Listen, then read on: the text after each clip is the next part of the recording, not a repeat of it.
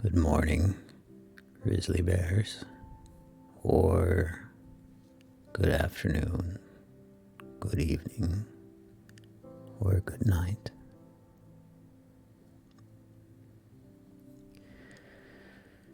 Today we're going to continue reading the complete works of Emily Dickinson. We are just beginning what's labeled the third series in this collection that I have. Although, after reading the preface to this, I wonder if I actually have the complete works of Emily Dickinson. If I don't, I will have to track down the rest. I'm going to go ahead and read the preface because it's got some interesting information about Dickinson's poems. The preface is by the editor of this collection, Mabel Loomis Todd, and it starts with a poem. It's all I have to bring today, this and my heart beside. This and my heart and all the fields and all the meadows wide. Be sure you count, should I forget, someone the sum could tell. This and my heart and all the bees which in the clover dwell.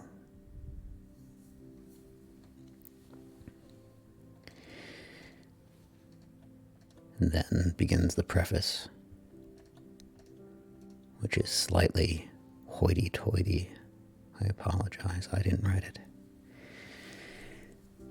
The intellectual activity of Emily Dickinson was so great that a large and characteristic choice is still possible among her literary material. And this third volume of her verses is put forth in response to the repeated wish of the admirers of her peculiar genius. Much of Emily Dickinson's prose was rhythmic, even rhymed, though frequently not set apart in lines. Also, many verses, written as such, were sent to letters and to friends in letters.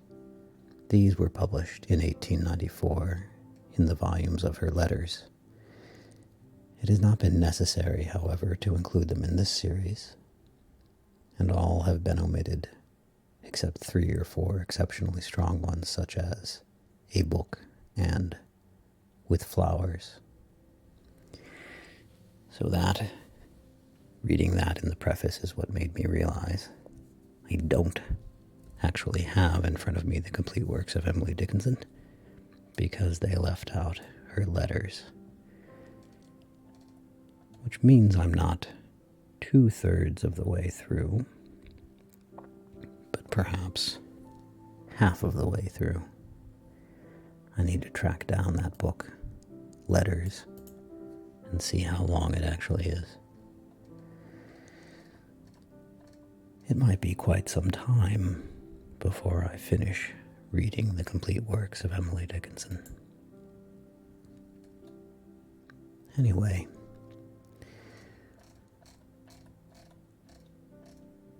we'll get right into it.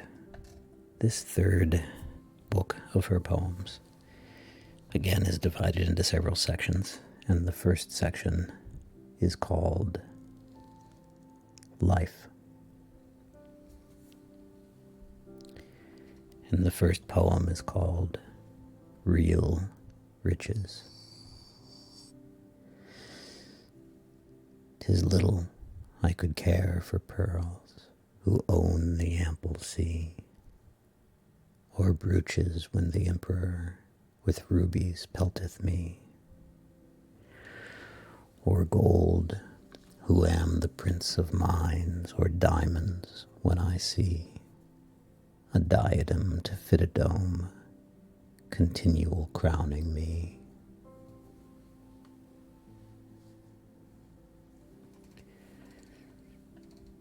Next is superiority to fate.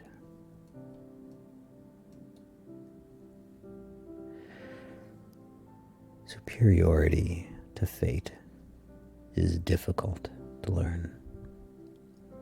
'Tis not conferred by any, but possible to earn. A pittance at a time, until, to her surprise, the soul with strict economy subsists till paradise.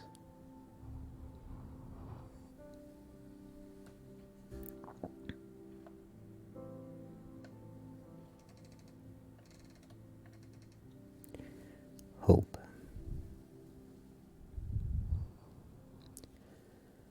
Hope is a subtle glutton.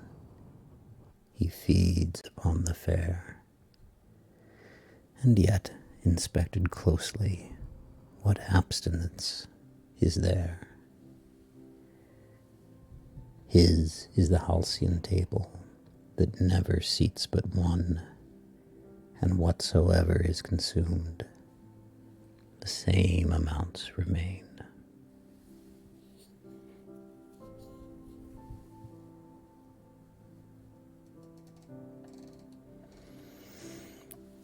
There are next two different poems, each titled Forbidden Fruit. I think they sort of go together because they have the same form. So I'm just going to read them as one. The first one is one stanza of 4 lines, and the second one is 2 stanzas of 4 lines. Forbidden fruit a flavor has that lawful orchards mocks. How luscious lies the pea within the pod that duty locks.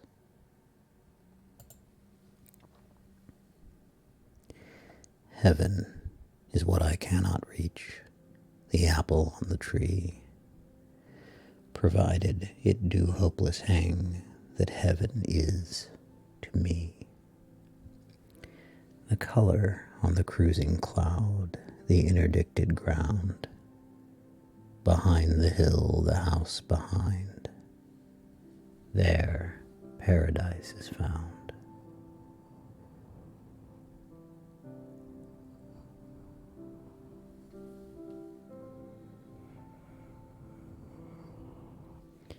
The next poem is called A Word. A word is dead when it is said, some say. I say it just begins to live that day.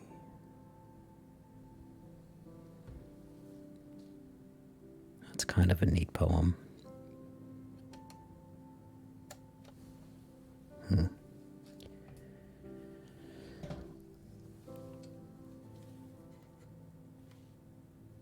Excuse me while I reconfigure my mouse a bit. The next poem is untitled. To venerate the simple days which lead the seasons by, needs but to remember that from you or me they may take the trifle termed mortality. To invest existence with a stately air needs but to remember that the acorn there is the egg of forests for the upper air.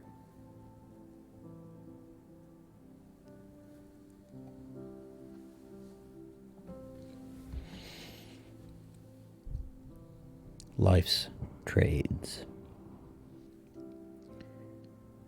It's such a little thing to weep, so short a thing to sigh, and yet by trades the size of these, we men and women die.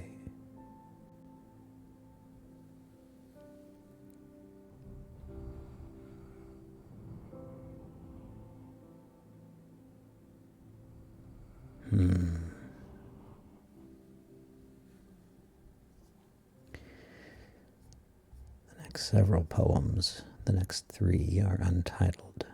I'm just going to read them straight through. Drowning is not so pitiful as the attempt to rise.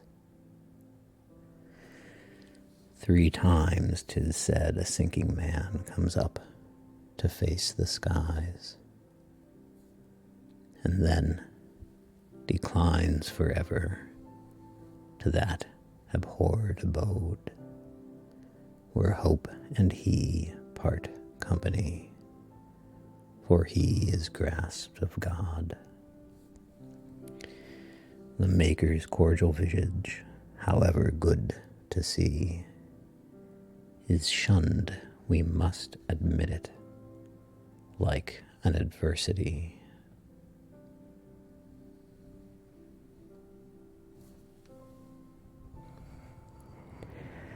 How still the bells in steeples stand, till swollen with the sky, they leap upon their silver feet in frantic melody.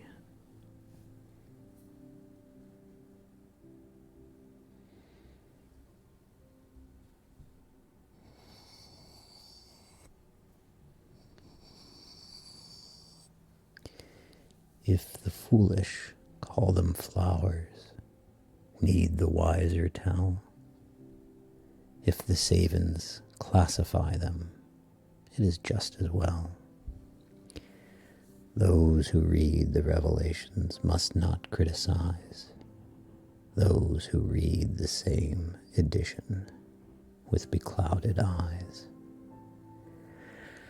Could we stand with that old Moses Canaan denied, scan like him the stately landscape on the other side? Doubtless we should deem superfluous many sciences not pursued by learned angels in scholastic skies. Low amid that glad belles lettres, grant that we may stand, stars amid profound galaxies, at that grand right hand.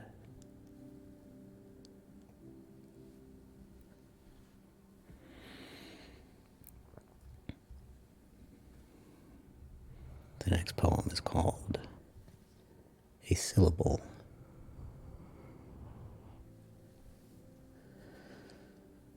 Could mortal lip divine the undeveloped freight of a delivered syllable, 'twould crumble with the weight.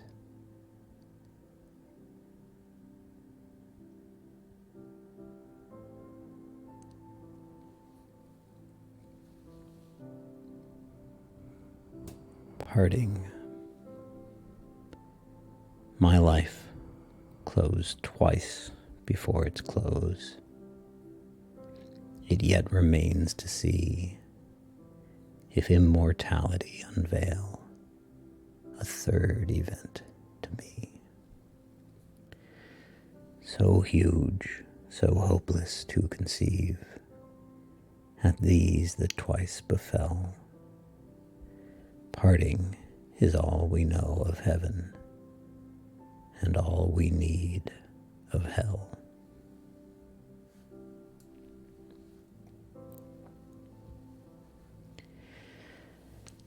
Aspiration.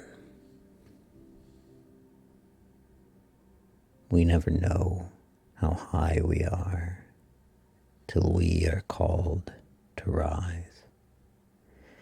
And then, if we are true to plan, our statures touch the skies. The heroism we recite would be a daily thing, did not ourselves the cubits warp, for fear to be a king.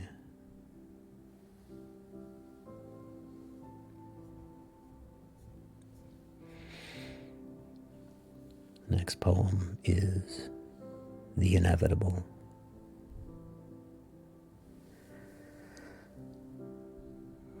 While I was fearing it, it came,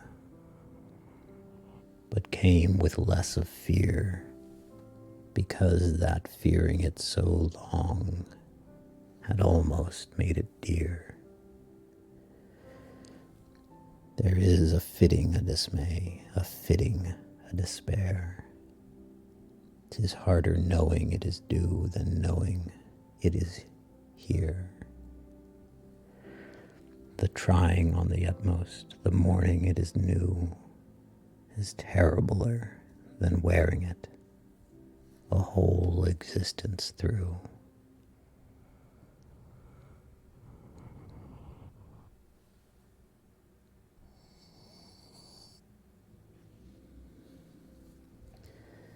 The next poem is called A Book. There is no frigate like a book to take us lands away, nor any coursers like a page of prancing poetry. This traverse may the poorest take without a press of toll. How frugal is the chariot that bears a human soul.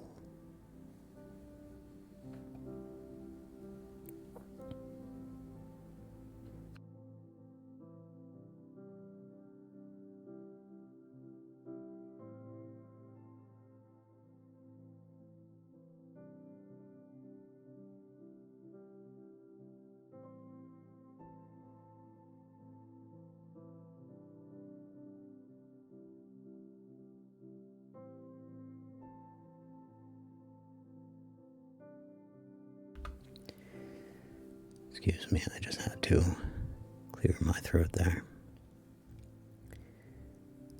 This next little poem, very short, is untitled. Who has not found the heaven below will fail of it above. God's residence is next to mine, his furniture is love.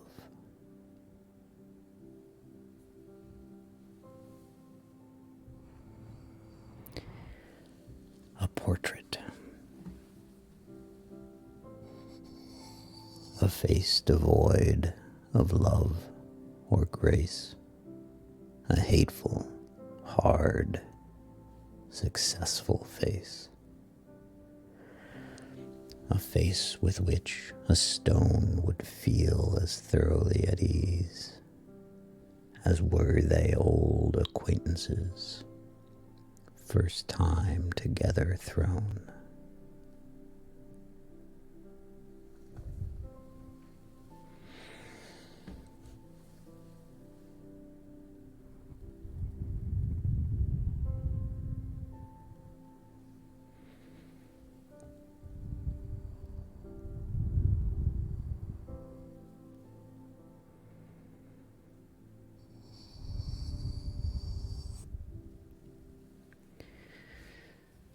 Next up is a much longer poem.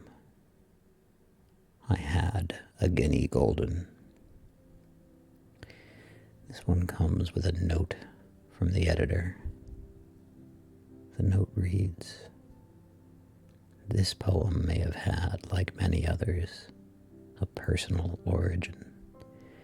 It is more probable that it was sent to some friend traveling in Europe, a dainty reminder of letter-writing delinquencies.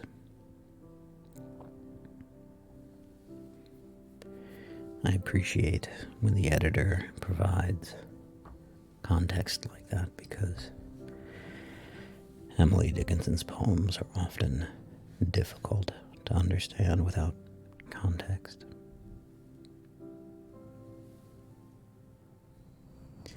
I had a guinea golden, I lost it in the sand, and though the sum was simple, and pounds were in the land, still had it such a value unto my frugal eye, that when I could not find it, I sat me down to sigh. I had a crimson robin who sang full many a day, but when the woods were painted, he too did fly away. Time brought me other robins, their ballads were the same. Still, for my missing troubadour, I kept the house at hame.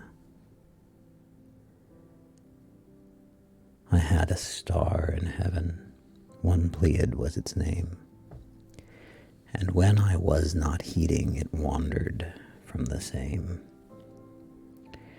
And though the skies are crowded and all the night ashine, I do not care about it, since none of them are mine.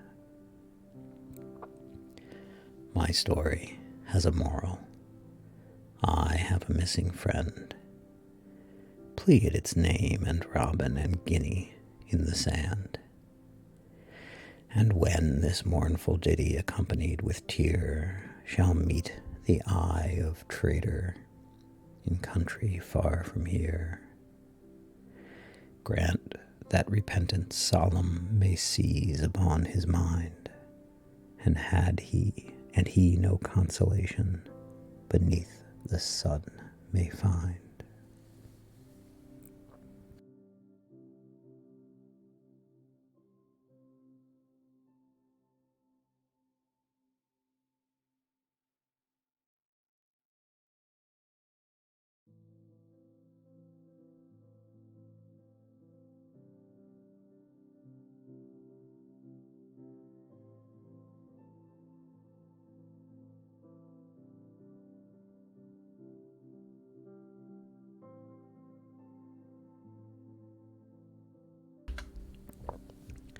Sorry, I just had a bit of a cough there.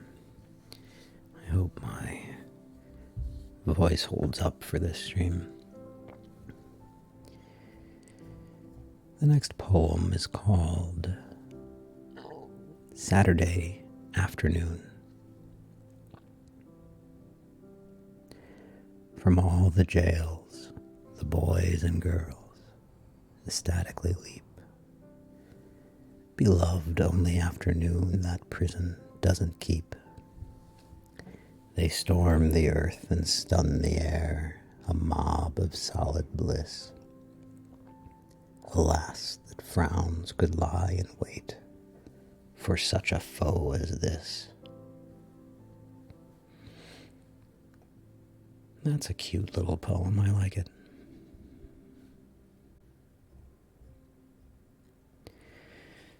The next couple of poems are untitled. Few get enough, enough is one.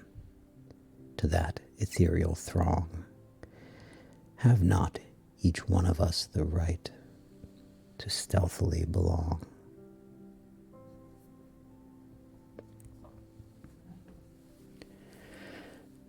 Upon the gallows hung a wretch, too sullied for the hell to which the law entitled him as nature's curtain fell. The one who bore him tottered in, for this was woman's son. 'Twas all I had, she stricken gasped. Oh, what a livid boon.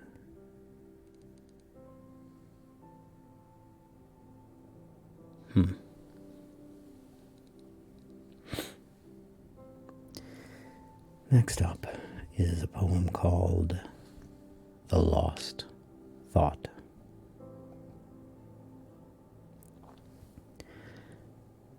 I felt a clearing in my mind, as if my brain had split.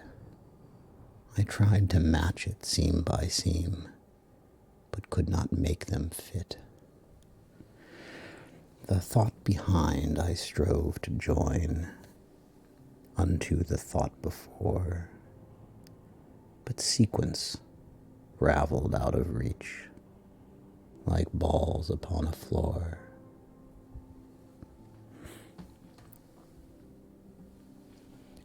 That's a relatable poem, I think. Next is called Reticence. The reticent volcano keeps his never slumbering plan. Confided are his projects pink to no precarious man. If nature will not tell the tale Jehovah told to her, can human nature not survive without a listener? Admonished by her buckled lips, let every babbler be. The only secret people keep is immortality.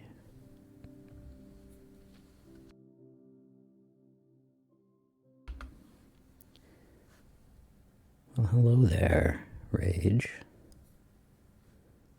Look, I remembered to wave. I always forget to wave.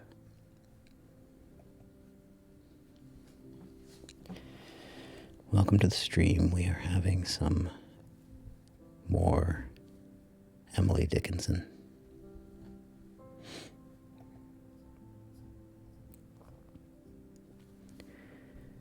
Next up is called With Flowers.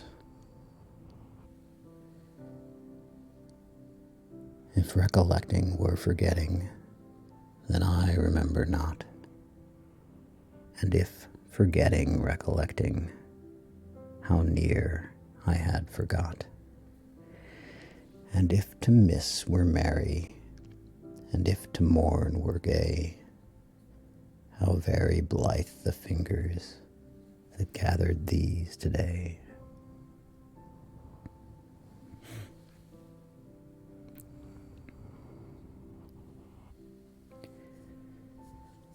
The next couple of poems are untitled.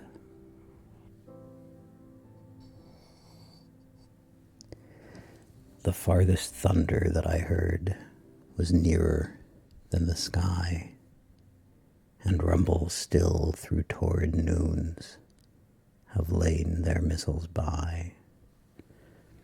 The lightning that preceded it struck no one but myself, but I would not exchange the bolt for all the rest of life. Indebtedness to oxygen the chemist may repay, but not the obligation to electricity. It founds the homes and decks the days, and every clamor bright is but the gleam concomitant of that waylaying light. The thought is quiet as a flake, a crash without a sound. How life's reverberation its explanation found.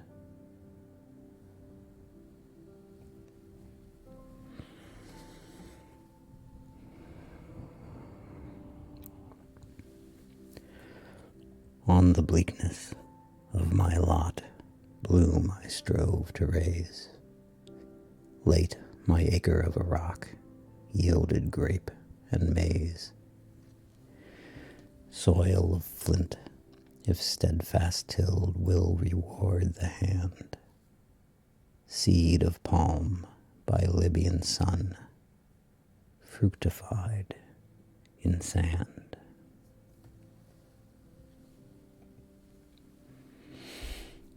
That's a new word for me, fructified. Or is it fructified. Fructify, past tense fructified. No, sorry, it's fructified. Make something fruitful or productive. Bear fruit or become productive. Word of the day.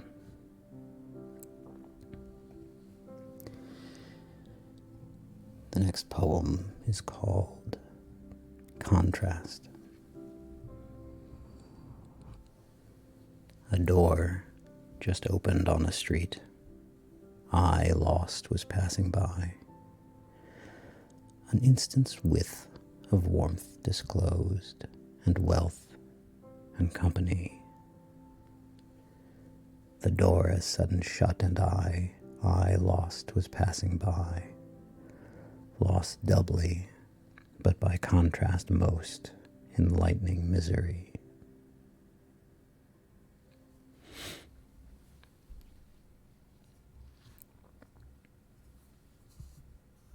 Friends. Are friends delight or pain? Cold bounty but remain. Riches were good. But if they only stay, bolder to fly away, riches are sad.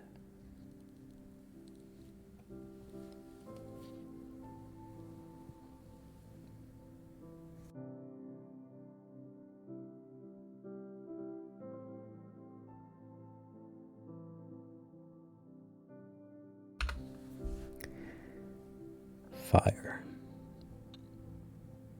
Ashes denote that fire was. Respect the grayest pile.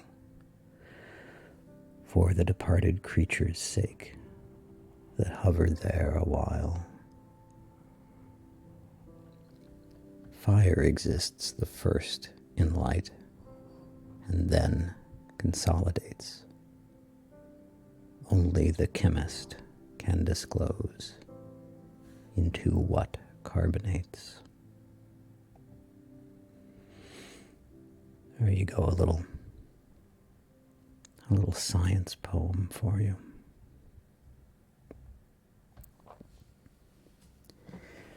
Next up is a man. Fate slew him, but he did not drop. She felled, he did not fall. Impaled him on her fiercest stakes, he neutralized them all. She stung him, sapped his firm advance. But when her worst was done, and he, unmoved, regarded her, acknowledged him a man.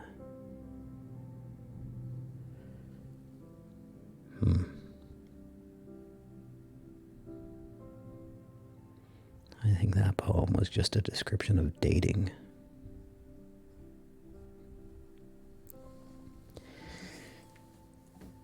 Ventures. Finite to fail, but infinite to venture. For one ship that struts the shore, many's the gallant, overwhelmed creature, nodding in navies, nevermore.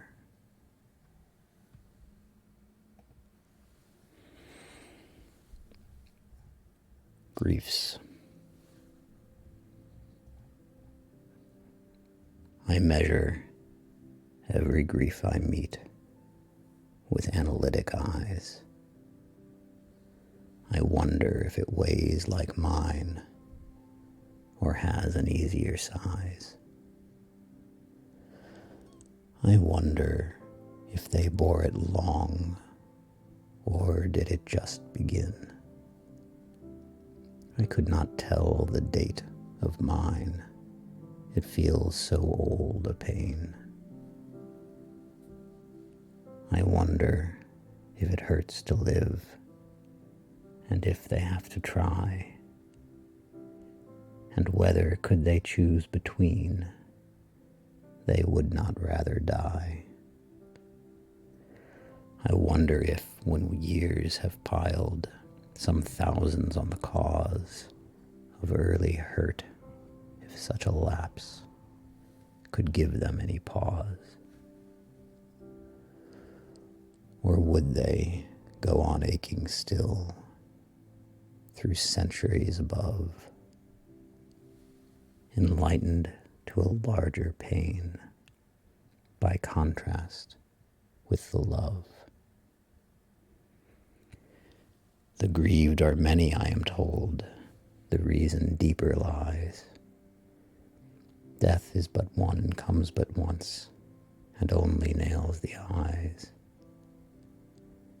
There's grief of want, and grief of cold, a sort they call despair. There's banishment from native eyes, in sight of native air. And though I may not guess the kind correctly, yet to me a piercing comfort it affords in passing Calvary, to note the fashions of the cross of those that stand alone, still fascinated to presume that some are like my own.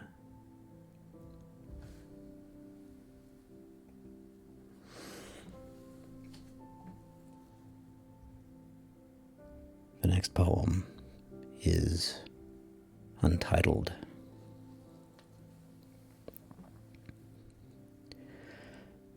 I have a king who does not speak, so wandering through the hours meek, I trudge the day away, half glad when it is night and sleep, if haply through a dream to peep in parlors shut by day.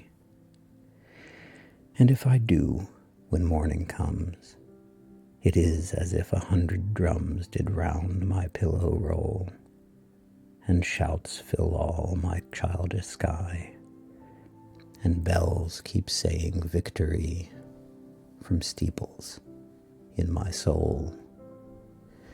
And if I don't, the little bird within the orchard is not heard, and I omit to pray, Father, thy will be done today, for my will goes the other way, and it were perjury.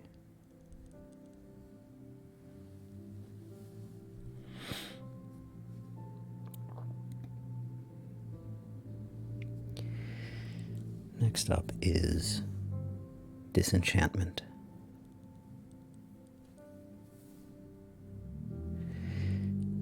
It dropped so low in my regard, I heard it hit the ground and go to pieces on the stones at bottom of my mind,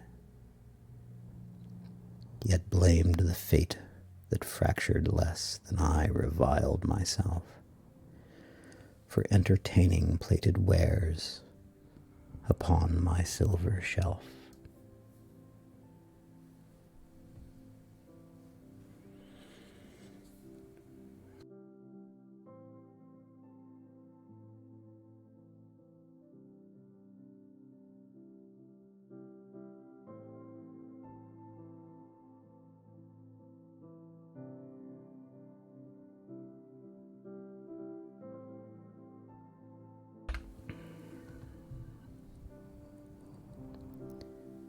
The next poem is called Lost Faith.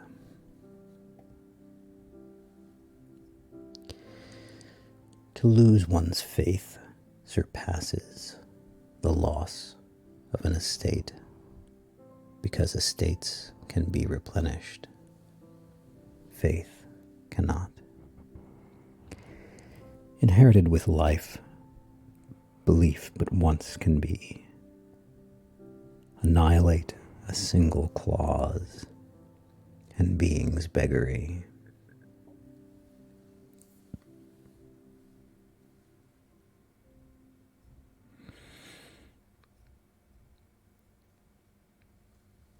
The next poem is called Lost Joy. Kind of a depressing series of poems. Seems like most of her poems are pretty depressing. Okay, Lost Joy. I had a daily bliss I half indifferent viewed, till sudden I perceived it stir. It grew as I pursued, till when around a crag it wasted from my sight, enlarged beyond my utmost scope, I learned its sweetness right.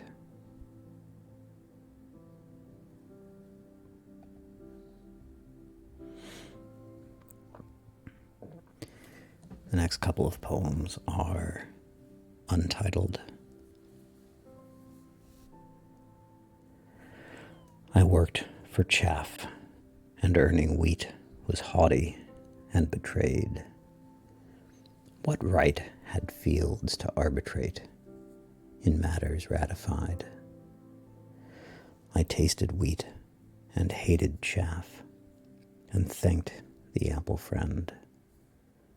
Wisdom is more becoming viewed at distance than at hand.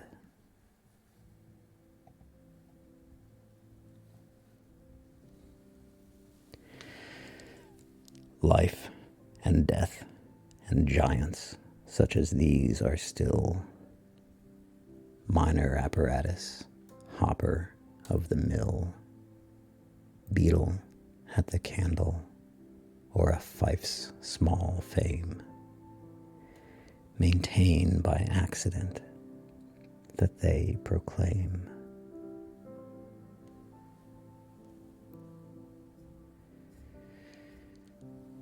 The next poem is called Alpine Glow.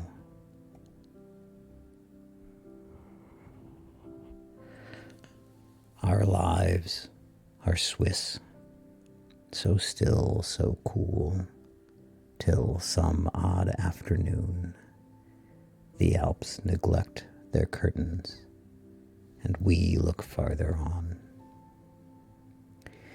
Italy stands the other side, while like a guard between the solemn Alps, the siren Alps, forever intervene.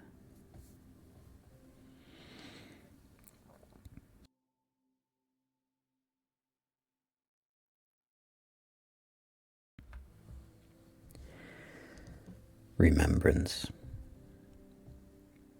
Remembrance has a rear and front. 'Tis something like a house. It has a garret also for refuse and the mouse.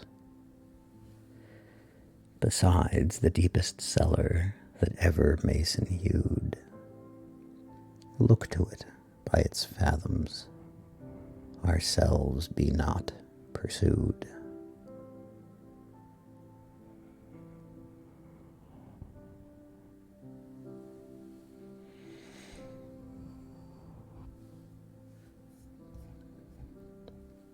The next poem is untitled.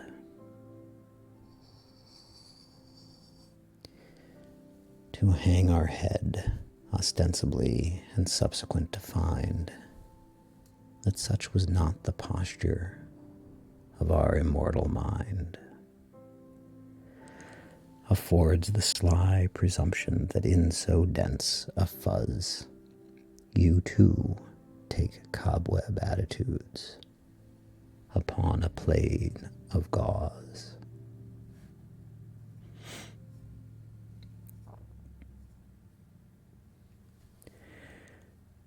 The brain.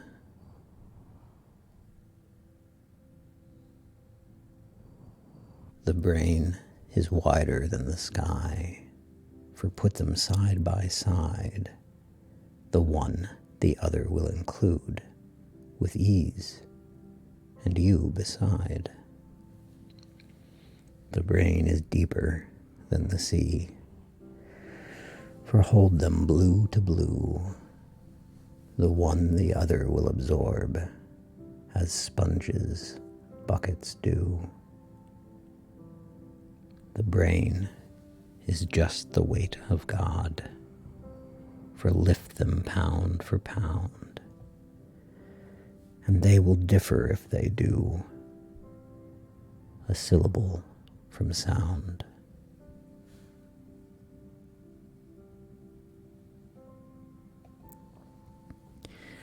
The next poem is untitled. The bone that has no marrow, what ultimate for that? It is not fit for table, for beggar, or for cat. A bone has obligations, a being has the same. A marrowless assembly is culpabler than shame. But how shall finished creatures a function fresh obtain? Old Nicodemus phantom confronting us again.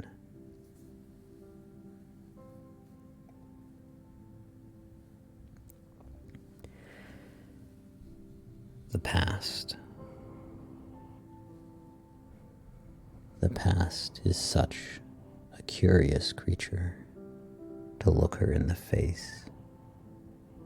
A transport may reward us, or a disgrace. Unarmed if any meet her, I charge him fly. Her rusty ammunition might yet reply.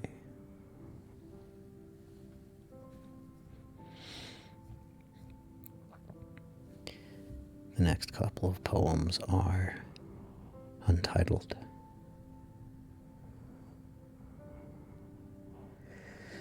To help our bleaker parts, salubrious hours are given, which if they do not fit for earth, drill silently for heaven.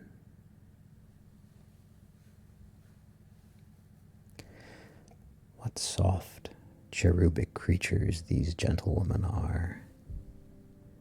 One would as soon assault a plush or violate a star.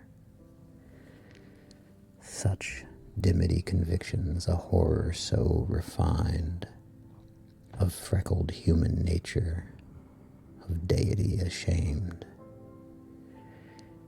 It's such a common glory, a fisherman's degree.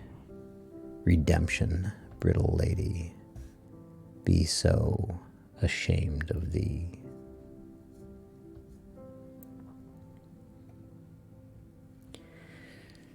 Desire.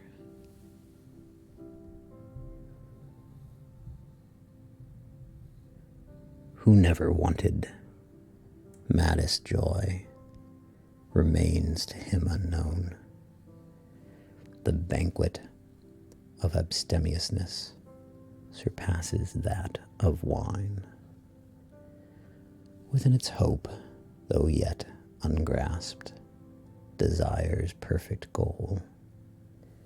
No nearer, lest reality should disenthrall thy soul.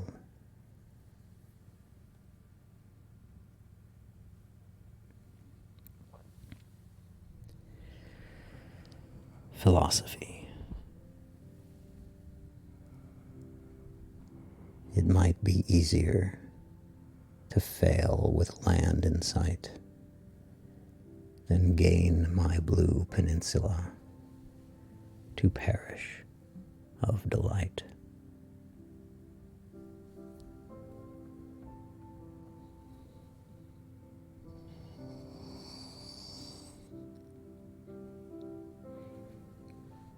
Power. You cannot put a fire out. A thing that can ignite can go itself without a fan upon the slowest night. You cannot fold a flood and put it in a drawer, because the winds would find it out and tell your cedar floor.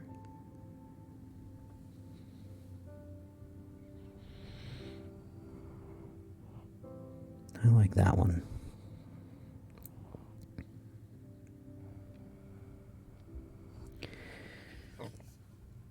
And now we have another couple of untitled poems.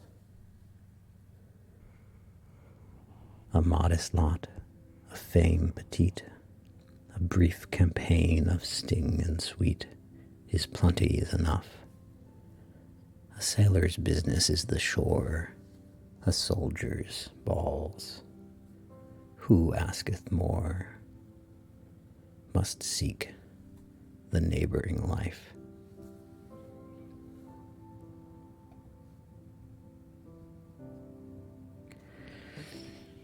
If bliss, then, such abyss, I must not put my foot amiss, for fear I spoil my shoe.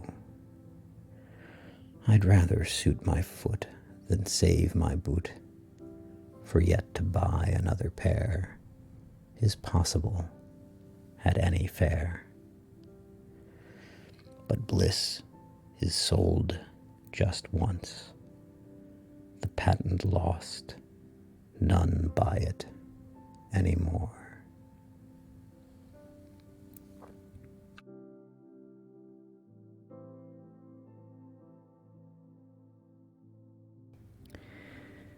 The next poem is called Experience. I stepped from plank to plank, so slow and cautiously. The stars about my head I felt, about my feet the sea. I knew not but the next would be my final inch. This gave me that precarious gait some call experience.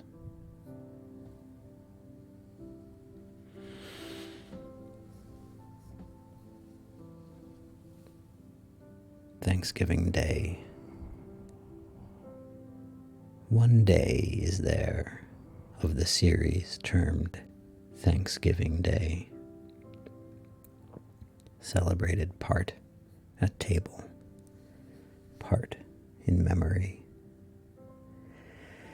Neither patriarch nor pussy, I dissect the play, seems to it my hooded thinking, reflex holiday.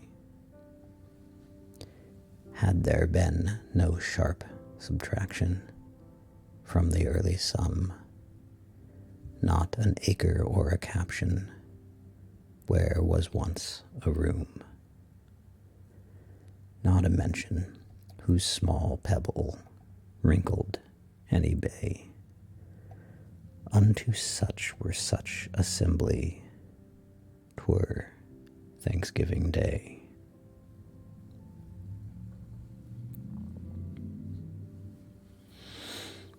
And the last poem in this section is called Childish Griefs.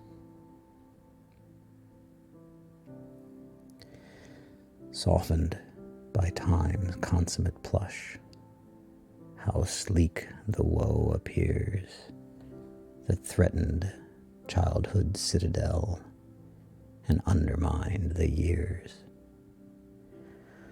Bisected now by bleaker griefs, we envy the despair, the devastated childhood's realm, so easy to repair.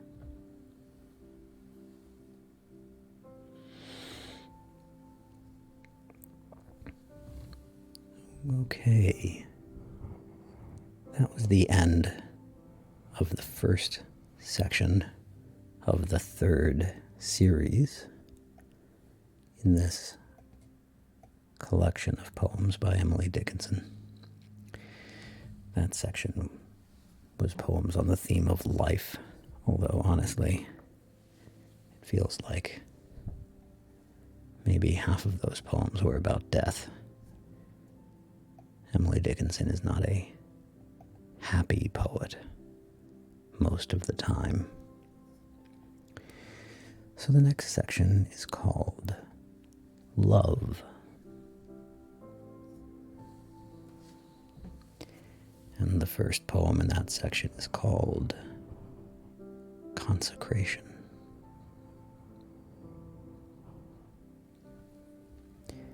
Proud of my broken heart, since thou didst break it. Proud of the pain I did not feel till thee. Proud of my night, since thou with moons dost slake it.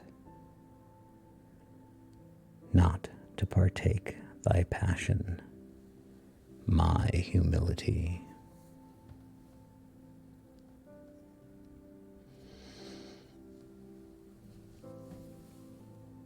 The next poem is called Love's Humility.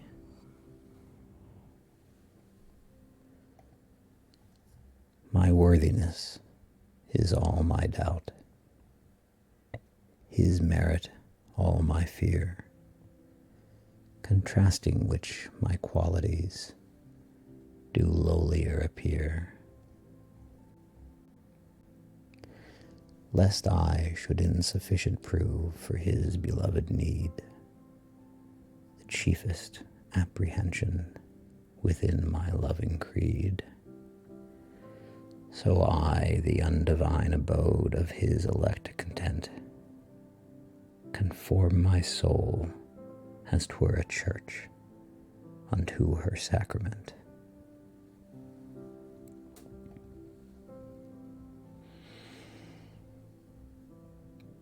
The next poem is called simply Love.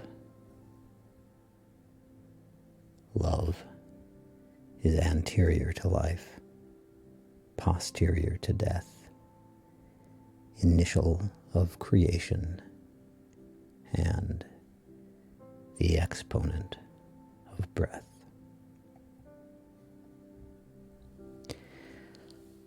I feel like I read that poem already earlier in this collection. Maybe that's a mistake that it's included twice. The next poem is called Satisfied. One blessing had I than the rest, so larger to my eyes, that I stopped gauging satisfied for this enchanted size. It was the limit of my dream, the focus of my prayer, a perfect, paralyzing bliss, contented as despair.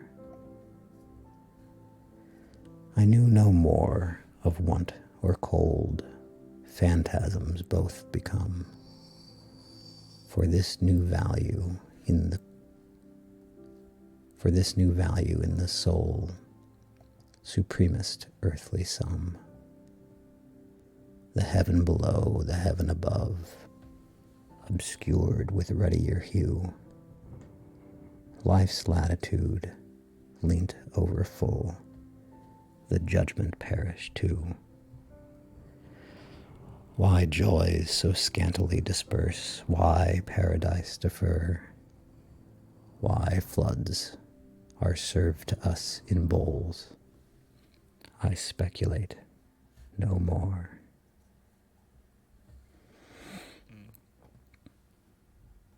Hello, Baka Valentine. Welcome back. Good to see you.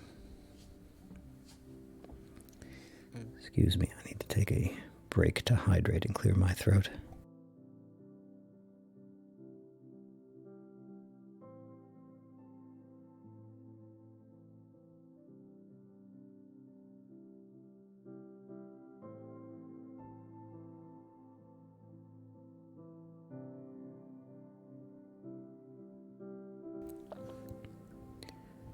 All right. The next poem is called With a Flower. When roses cease to bloom, dear, and violets are done, when bumblebees in solemn flight have passed beyond the sun. The hand that paused to gather upon this summer's day will idle lie in auburn, then take my flower prey.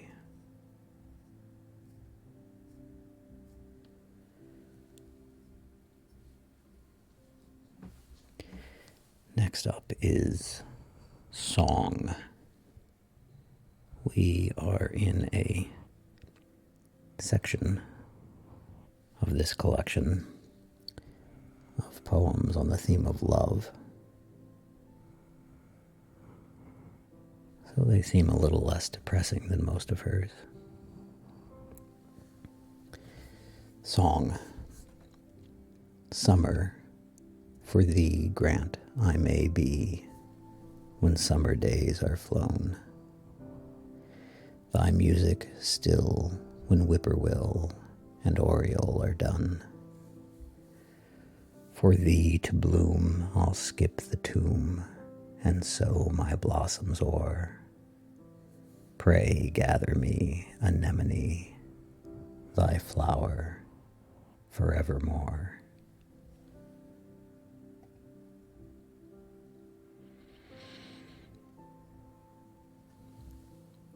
Loyalty.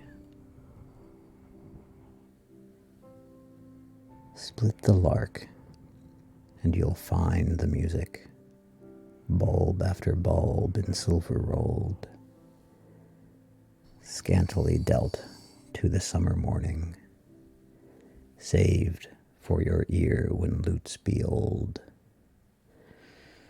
Loose the flood, you shall find it patent, gush after gush reserved for you, scarlet experiment. Skeptic Thomas, now do you doubt that your bird was true?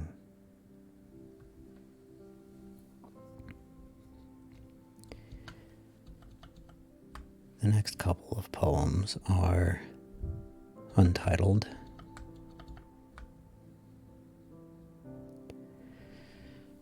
To lose thee, sweeter than to gain all other hearts I knew. 'Tis true the drought is destitute, but then I had the dew. The Caspian has its realms of sand, its other realm of sea. Without the sterile perquisite, no Caspian could be. I'm pretty sure that's a typo. Perquisite. No. Nope, I think that's right. Perquisite is another term for perk, a thing regarded as a special right or privilege enjoyed as a result of one's position.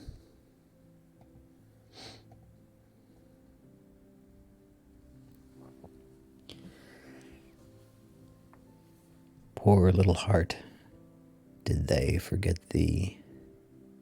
Then dinna care, then dinna care. Proud little heart, did they forsake thee? Be debonair, be debonair. Frail little heart, I would not break thee. Couldst credit me, couldst credit me. Gay little heart, like morning glory, thou wilted be, thou wilted be.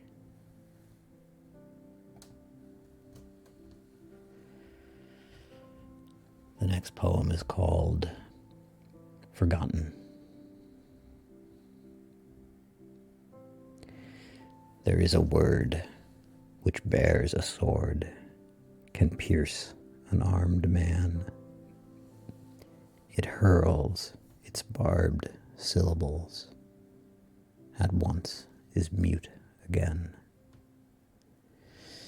But where it fell, the saved will tell on patriotic day. some epauletted brother gave his breath away. Wherever runs the breathless sun, wherever roams the day, there is its noiseless onset, there its victory. Behold the keenest marksman, the most accomplished shot. Time's sublimest target is a soul forgot.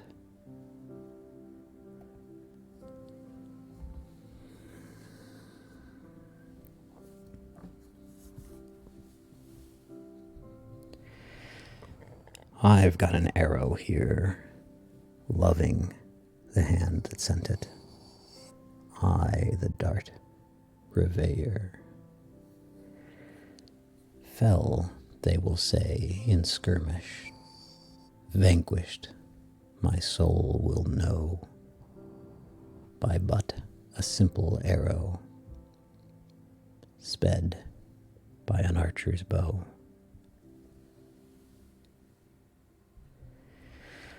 I think to understand that particular poem, you have to keep in mind that it is in a section of poems on the theme of love.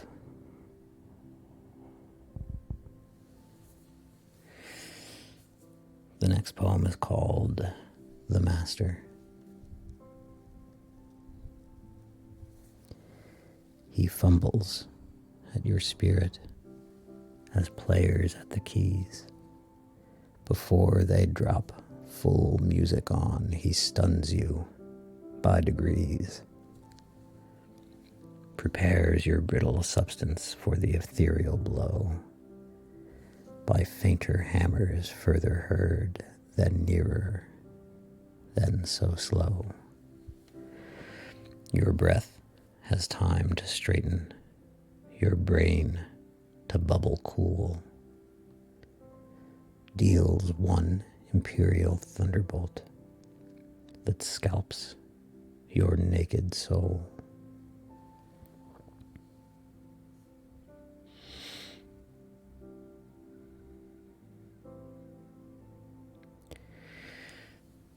Heart, we will forget him, you and I, tonight.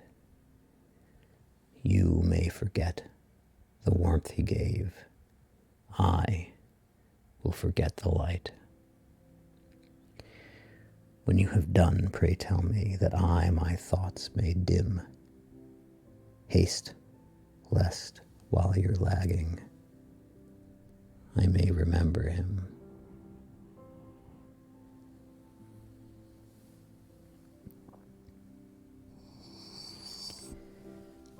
Father, I bring thee not myself, that were the little load. I bring thee the imperial heart I had not strength to hold, the heart I cherished in my own, till mine too heavy grew, yet strangest, heavier since it went. Is it too large for you?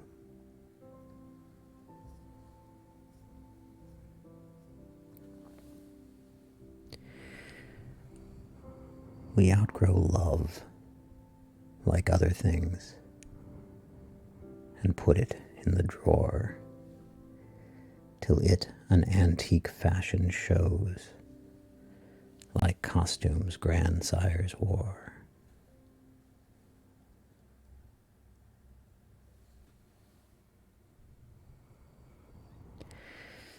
Not with a club the heart is broken, nor with a stone. A whip so small you could not see it, I've known. To lash the magic creature till it fell, yet that whip's name too noble than to tell. Magnanimous of bird by boy descried, to sing unto the stone of which it died.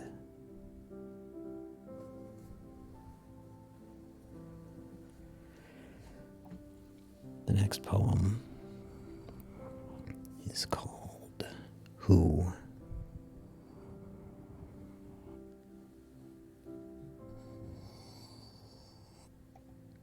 My friend must be a bird because it flies.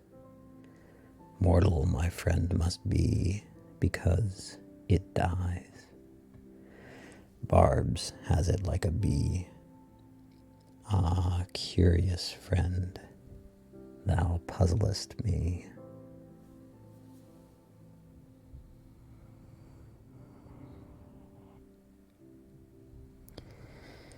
He touched me, so I live to know that such a day permitted so I groped upon his breast.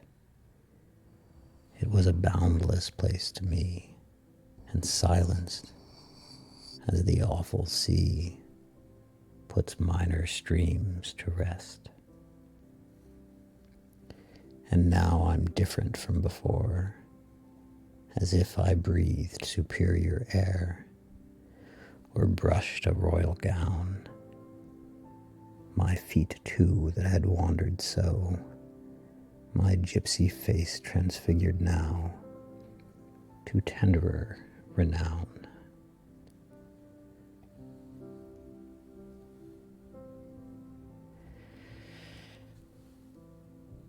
Next up is Dreams. Let me not mar that perfect dream by an auroral stain, but so adjust my daily night that it will come again.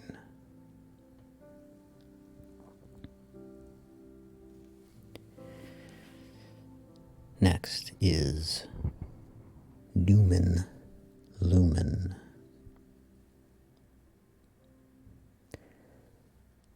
I live with him, I see his face, I go no more away, for visitor or sundown, death's single privacy.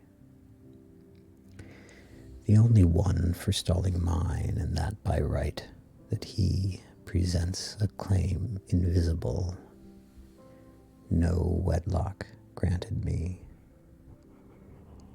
I live with him, I hear his voice, I stand alive today, to witness to the certainty of immortality.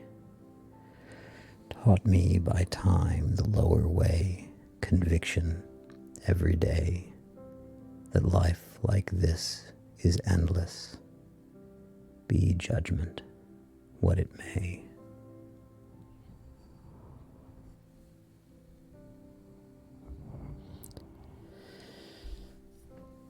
The next poem is called Longing.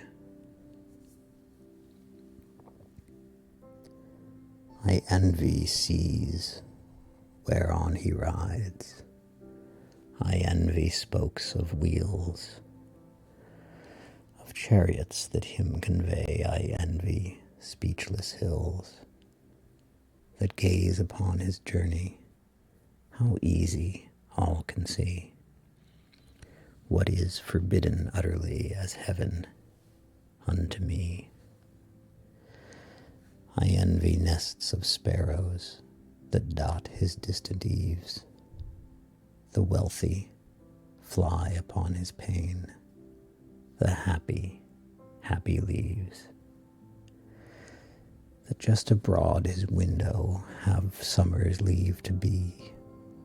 The earrings of Pizarro could not obtain for me. I envy light that wakes him, and bells that boldly ring, to tell him it is noon abroad. Myself his noon could bring, yet interdict my blossom, and abrogate my bee, lest noon in everlasting night drop Gabriel and me.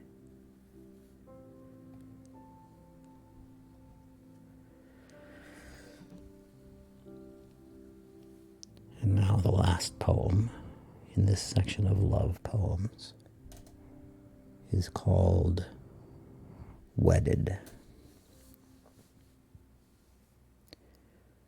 A solemn thing it was, I said, a woman white to be, and where, if God should count me fit, her hallowed mystery. A timid thing to drop a life into the purple well, too plummetless that it come back, eternity until.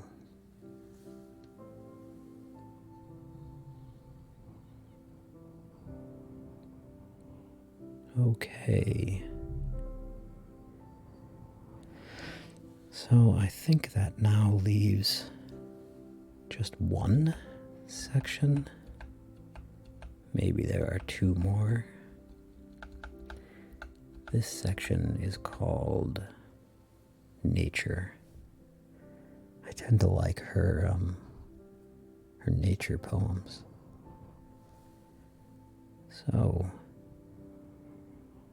I'm looking forward to these. I'm going to take a quick break. I will be right back, and then we will start the nature section. Alrighty. I am back.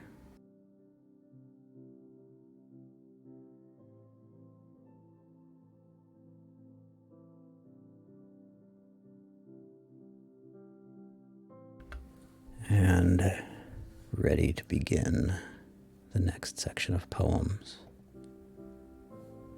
on the theme of nature. The first one is called Nature's Changes. Oh, sorry, I just saw the chat. Do I have any specific schedule when I stream? It is a little bit variable. I have to stream when the house is empty. Otherwise, there's too much noise. So that tends to be, I do have a few regular times. So this is one of the regular times, Saturday mornings for me, and also Sunday afternoons. That's Sunday afternoon U.S. Eastern Time, and also Thursday nights. Those tend to be the regular slots that I have. And then sometimes I squeeze in other streams. I will try to post my schedules in advance to the extent that I know them in the Discord. Alrighty, the first poem is called Nature's Changes. The springtime's pallid landscape will glow like bright bouquet, though drifted deep in Parian, the village lies today. The lilacs, bending many a year, with purple load will hang. The bees will not forget the tune their old forefathers sang. The rose will redden in the bog, the aster on the hill, her everlasting fashion set, and covenant gentian's frill,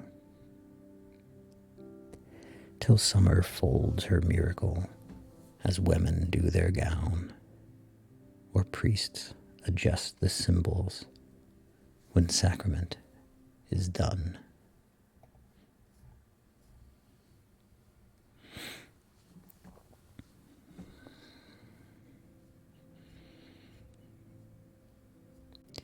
The tulip. She slept beneath a tree, remembered but by me. I touched her cradle mute.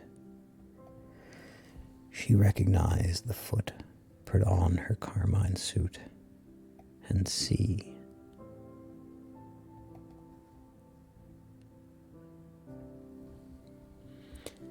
The next poem is untitled.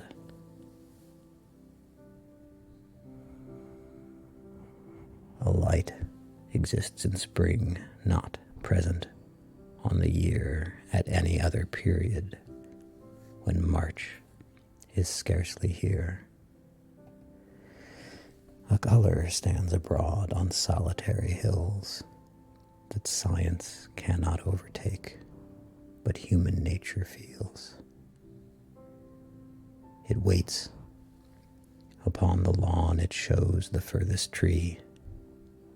Upon the furthest slope we know, it almost speaks to me.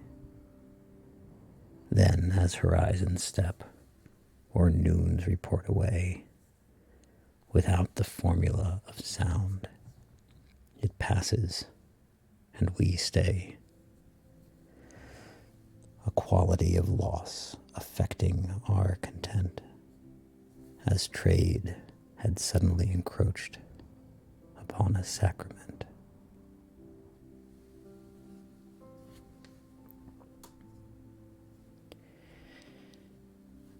Next up is The Waking Year.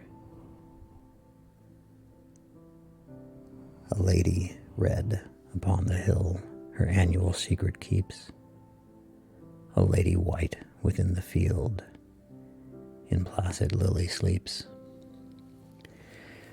The tidy breezes with their brooms sweep vale and hill and tree.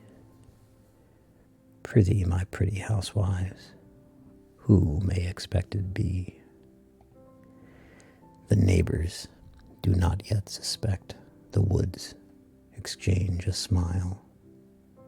Orchard and buttercup and bird in such a little while. And yet how still the landscape stands, how nonchalant the wood, as if the resurrection were nothing very odd.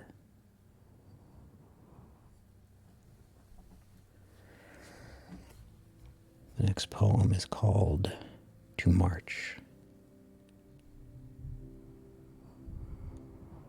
Dear March, come in. How glad I am. I looked for you before. Put down your hat, you must have walked. How out of breath you are. Dear March, how are you? And the rest?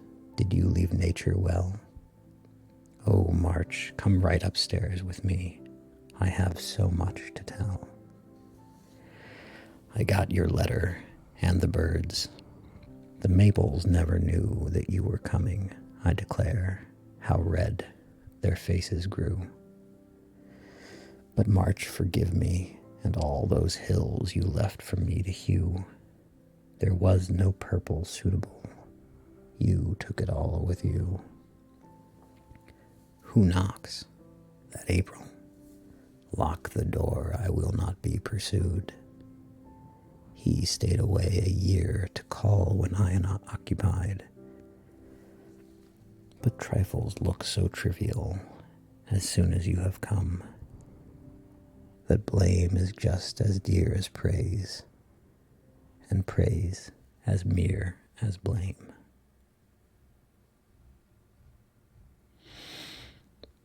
The next poem is also about March. It is called simply March. Apparently she really liked that month. Appropriate that here we are reading it in March. We like March. His shoes are purple. He is new and high. Makes he mud for dog and peddler. Makes he forest dry. Knows the adder's tongue is coming, and begets her spot.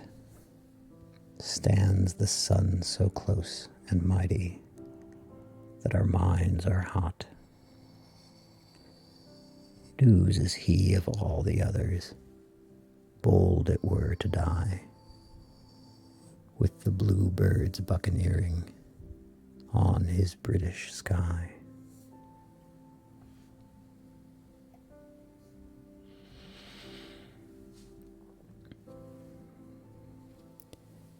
The next poem is called Dawn. Not knowing when the dawn will come, I open every door. Or has it feathers like a bird, or billows like a shore?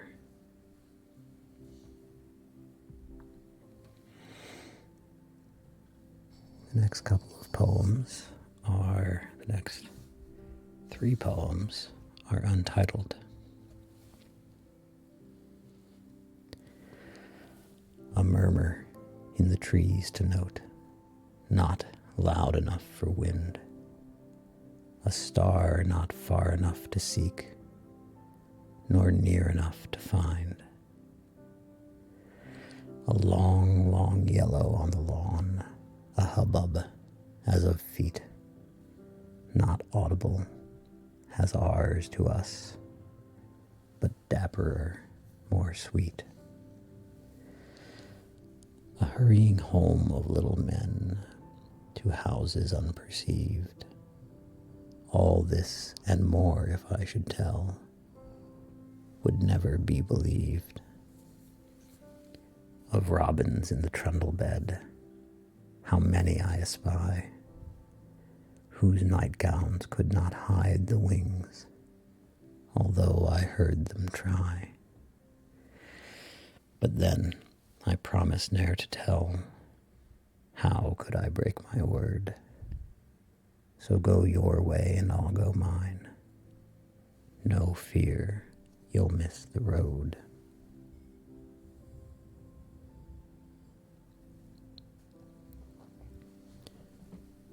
Morning is the place for dew.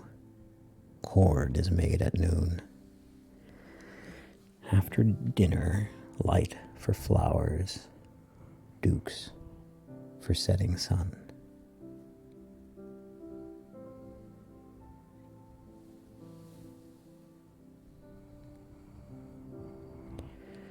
To my quick ear, the leaves conferred. The bushes, they were bells. I could not find a privacy from nature's sentinels. In cave, if I presumed to hide, the walls began to tell. Creation seemed a mighty crack to make me visible.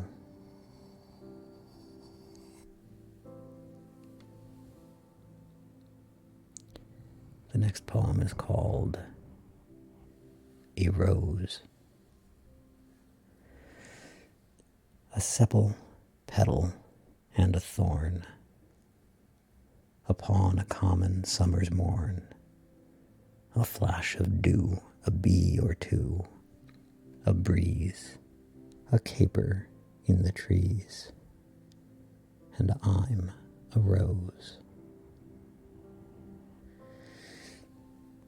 Thank you for the follow, Scuffy Drew. Welcome to the Risley Bears. Welcome to my stream.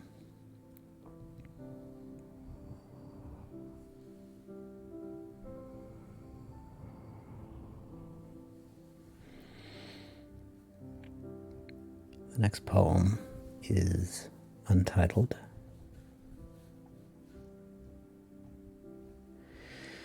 High from the earth I heard a bird.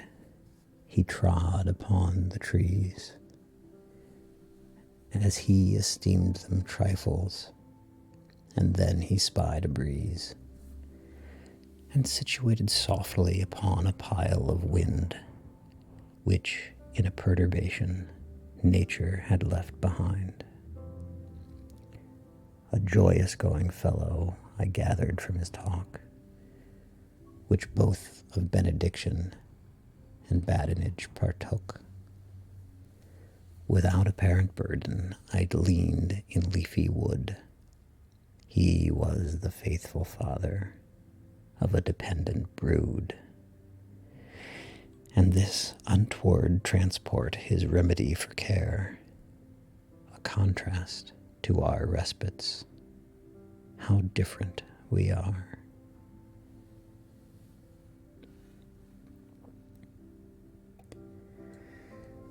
The next poem is called Cobwebs.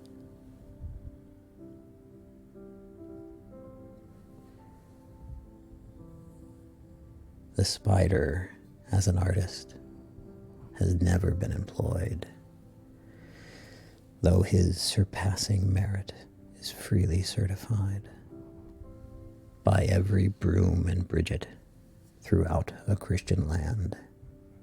Neglected son of genius, I take thee by the hand.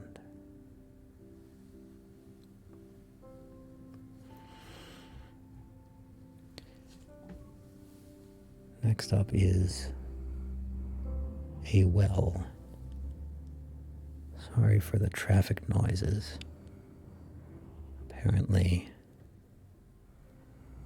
my city is waking up and trucks are making deliveries.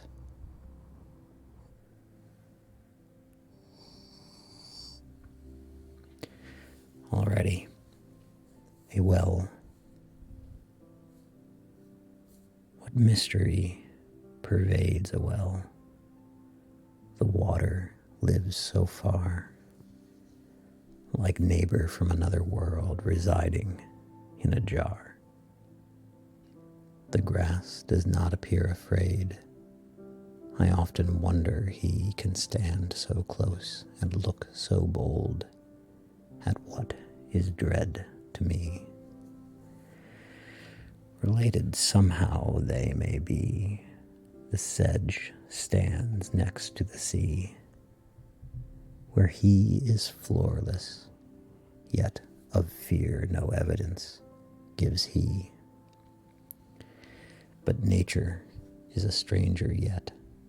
The ones that sight her most have never passed her haunted house, nor simplified her ghost. To pity those that know her not is helped by the regret that those who know her less, the nearer her they get.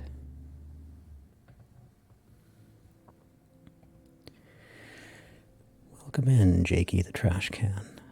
Thank you for the follow. Welcome to the Risley Bears. I hope you enjoy your time here. We are reading, for those who just came in, poetry by Emily Dickinson.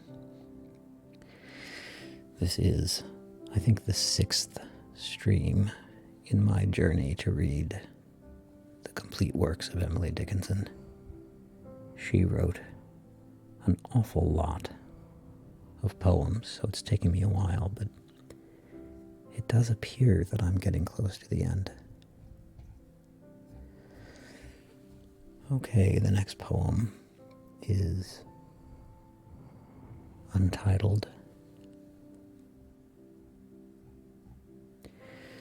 To make a prairie, it takes a clover and one bee, one clover and a bee, and reverie. The reverie alone will do if bees are few. What a cute little poem that is. The next poem is called The Wind. It's like the light, a fashionless delight. It's like the bee, a dateless melody. It's like the woods, private like breeze, phraseless yet it stirs the proudest trees. It's like the morning, best when it's done. The everlasting clocks chime noon.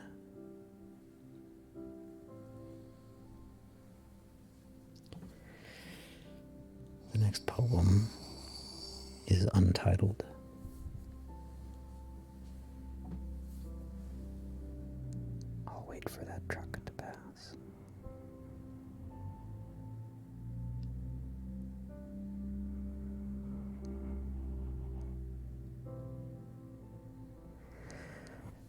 A dew sufficed itself, and satisfied a leaf, and felt how vast a destiny, how trivial is life. The sun went out to work, the day went out to play, but not again that dew was seen by physiognomy, whether by day abducted or emptied by the sun, into the sea in passing, eternally unknown.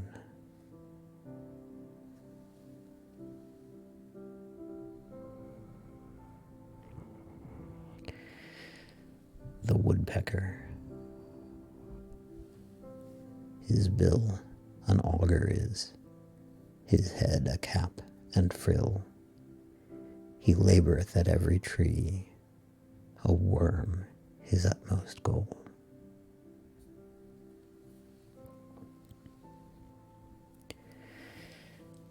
Next up is a snake. Sweet is the swamp with its secrets, until we meet a snake. 'Tis then we sigh for houses, and our departure take. At that enthralling gallop that only childhood knows, a snake is summer's treason, and guile is where it goes.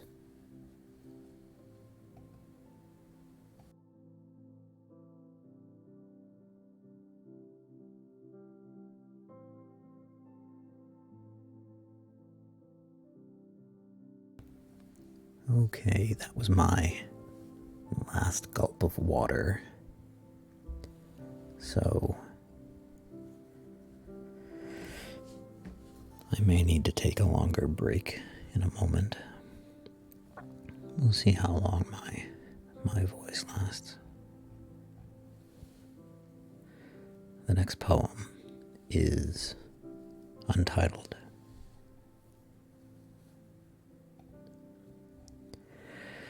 Could I but ride indefinite, as doth the meadow bee, and visit only where I liked, and no man visit me, and flirt all day with buttercups, and marry whom I may, and dwell a little everywhere, or better, run away, with no police to follow or chase me if I do, till I should jump peninsulas to get away from you. I said, but just to be a bee upon a raft of air, and row in nowhere all day long, and anchor off the bar. What liberty so captives deem, who tight in dungeons are.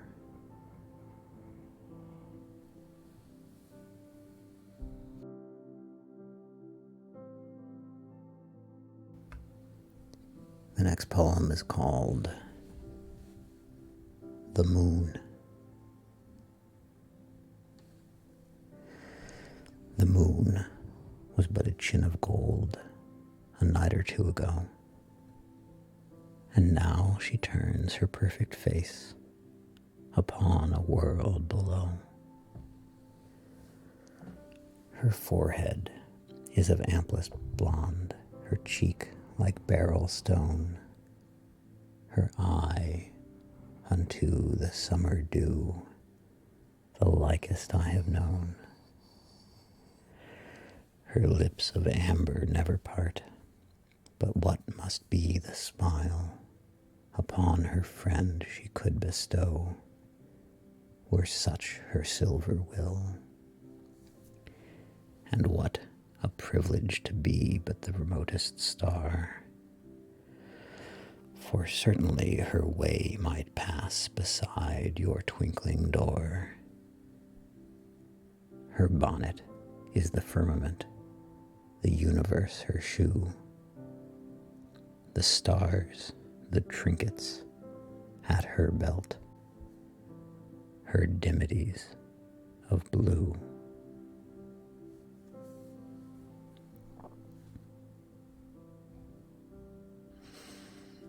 Next up is the bat.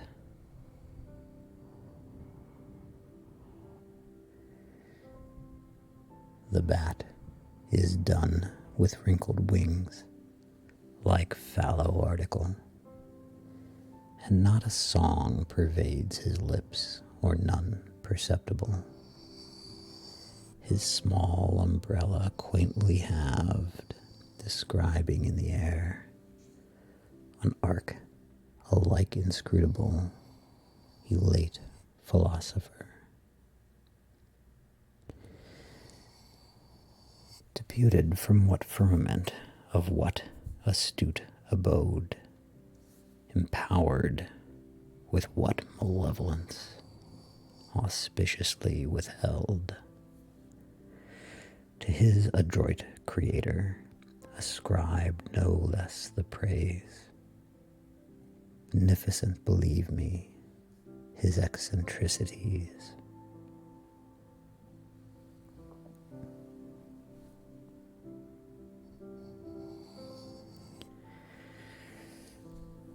Next up is the balloon.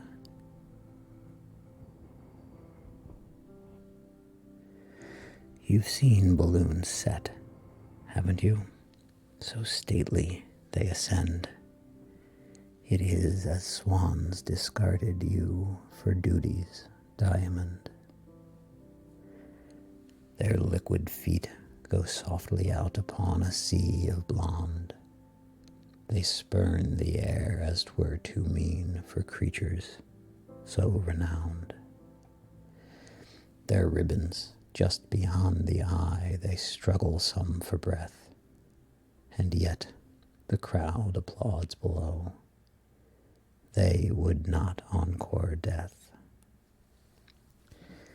The gilded creature strains and spins, trips frantic in a tree, tears open her imperial veins and tumbles in the sea.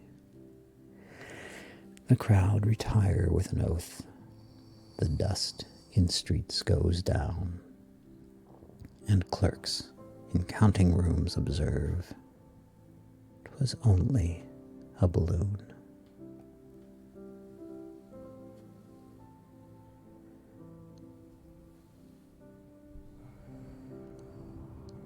The next poem is called Evening. The cricket sang and set the sun, and workmen finished one by one their seam the day upon. The low grass loaded with the dew, the twilight stood as strangers do, with hat in hand, polite and new, to stay as if or go. A vastness as a neighbor came, a wisdom without face or name, a peace as hemispheres at home, and so the night became.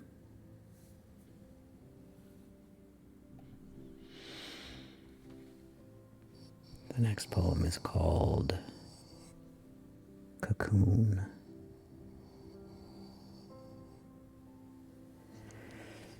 Drab habitation of whom, tabernacle or tomb, or dome of worm, or porch of gnome, or some elf's catacomb.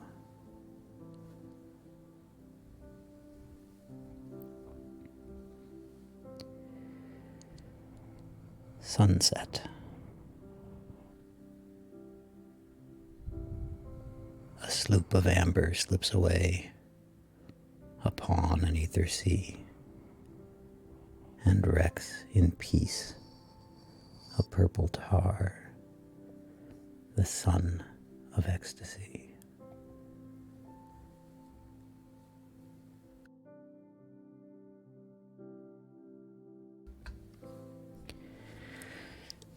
The next poem is called Aurora. Of bronze and blaze the north tonight, so adequate its forms, so preconcerted with itself, so distant to alarms. An unconcern so sovereign to universe or me, it paints my simple spirit with tints of majesty, till I take vaster attitudes and strut upon my stem, disdaining men and oxygen for arrogance of them. My splendors are a menagerie, but their completeness show will entertain the centuries when I am long ago. An island in dishonored grass where none but daisies know.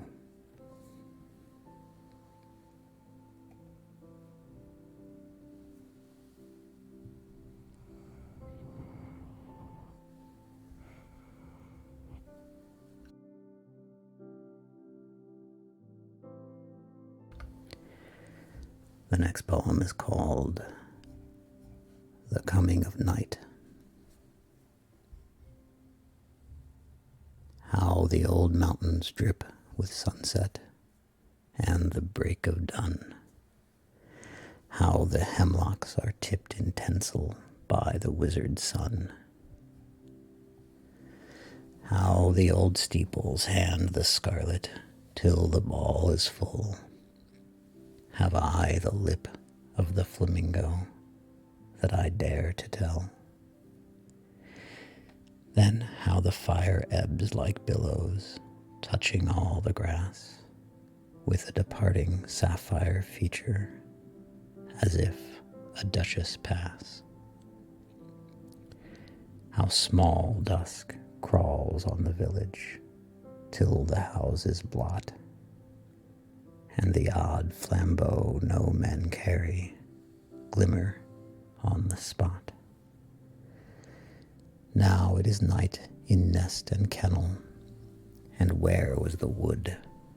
Just a dome of abyss is nodding into solitude. These are the visions baffled Guido, Titian never told. Domenichino dropped the pencil, powerless to unfold.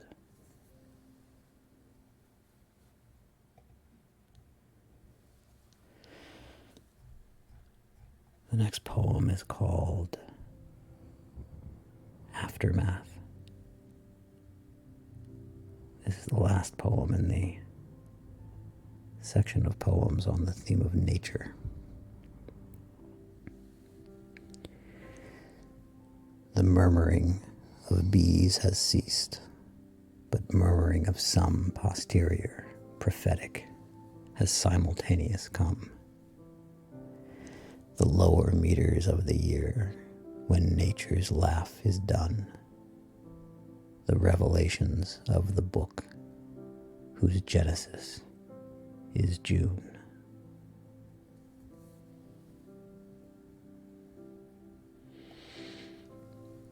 Alrighty. So that is the end of the third section of the third series of this collection of Emily Dickinson poems. It looks like there is one section left, and then I might actually be done. It's a very long section, though I'm definitely not going to finish it today. So, can I get back to my spot? Yes. This section is called Time and Eternity, which I know from previous books in this collection. Sorry for the traffic again. I know from previous books in this collection that the time and eternity theme is extremely depressing. Most of them are about death. So, just a warning, if you choose to continue listening, that these poems are not going to be uplifting. I think I probably won't stream for too much longer, but I've got a little bit left in me. My voice seems to be doing okay.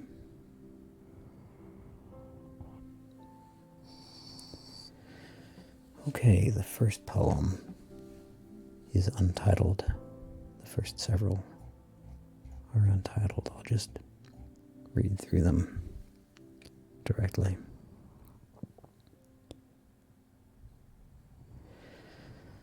This world is not conclusion. A sequel stands beyond, invisible as music, but positive as sound. It beckons and it baffles. Philosophies don't know. And through a riddle at the last, sagacity must go. To guess it puzzles scholars, to gain it men have shown contempt of generations and crucifixion known.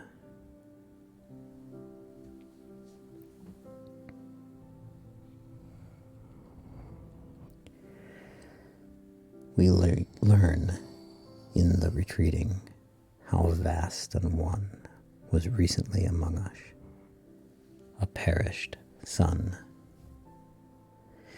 Endears in the departure how doubly more than all the golden presence it was before.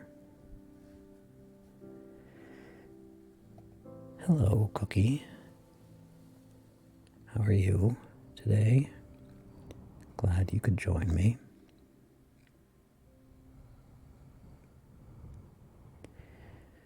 We are still reading Emily Dickinson poems, and we have just begun the very last section of the very last book of Emily Dickinson poems, and it is a depressing section on the theme time and eternity.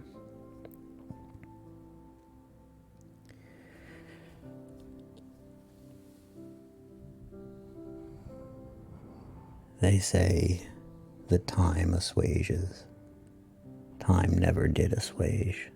An actual suffering strengthens, as sinews do with age. Time is a test of trouble, but not a remedy. If it such prove, it prove too, there was no malady.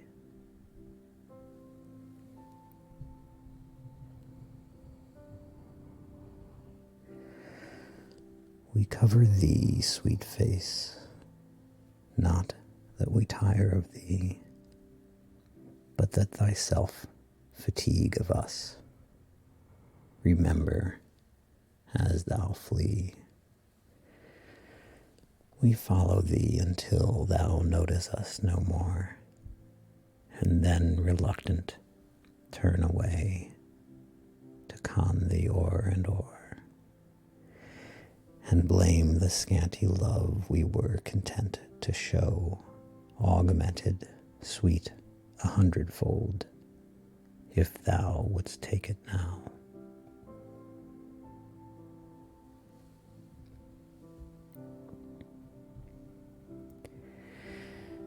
The next poem is called Ending.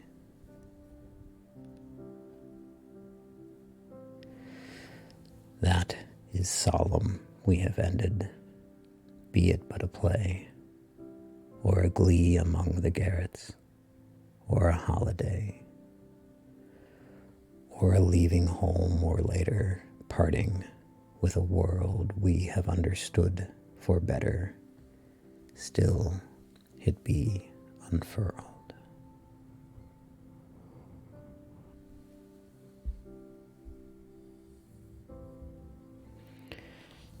And now we have another long series of untitled poems.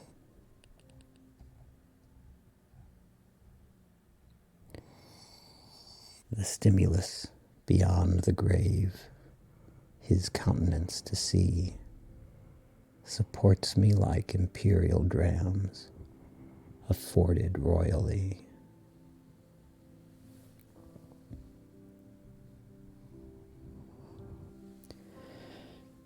Given in marriage unto thee, O thou celestial host, bride of the Father and the Son, bride of the Holy Ghost. Other betrothal shall dissolve, wedlock of will decay. Only the keeper of this seal conquers mortality.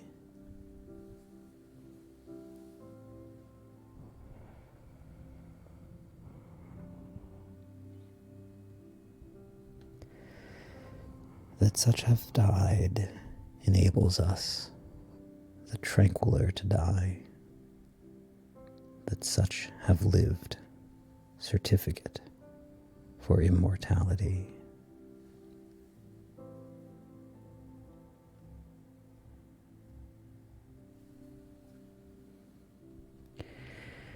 They won't frown always, some sweet day when I forget to tease. They'll recollect how cold I looked, and how I just said please. Then they will hasten to the door to call the little child, who cannot thank them for the ice that on her lisping piled.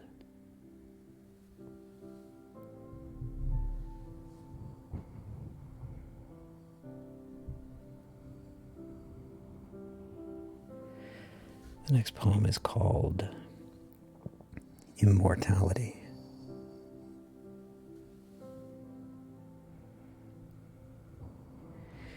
It is an honorable thought that makes one lift one's hat as one encountered gentlefolk upon a daily street, that weave immortal place, though pyramids decay, and kingdoms like the orchard flit russetly away.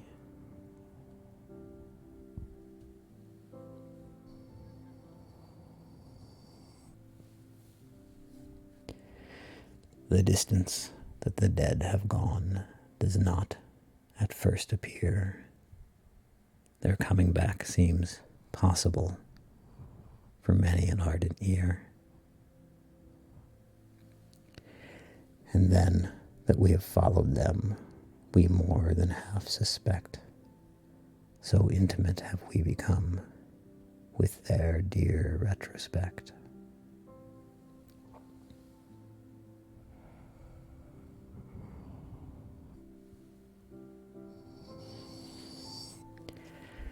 How dare the robins sing when men and women hear, who since they went to their account have settled with the year, paid all that life had earned in one consummate bill, and now what life or death can do is immaterial. Insulting is the sun to him whose mortal light, beguiled of immortality, bequeaths him to the night. In deference to him, extinct be every hum, whose garden wrestles with the dew, at daybreak overcome.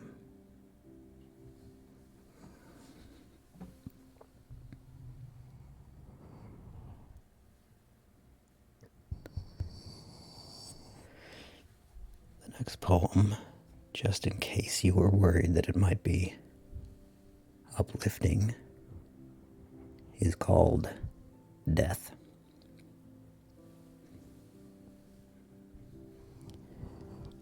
Death is like the insect menacing the tree, competent to kill it, but decoyed maybe. Bait it with the balsam, seek it with the knife, baffle if it cost you everything in life. Then, if it has burrowed out of reach of skill, ring the tree and leave it, 'tis the vermin's will.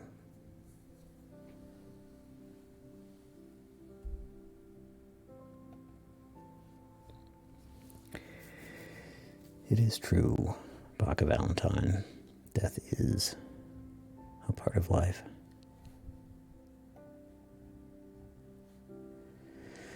The next poem is called Unwarned.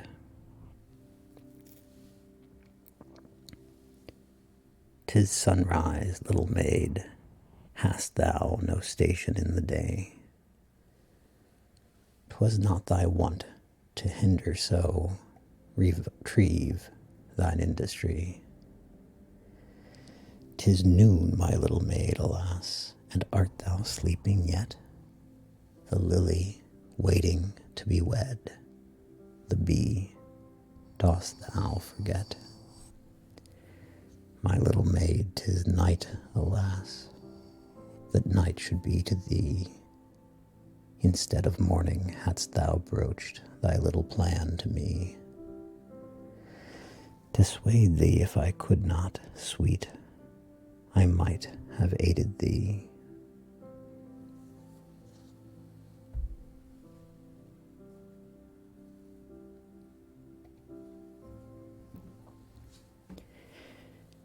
Each that we lose takes part of us, a crescent still abides, which like the moon some turbid night is summoned by the tides.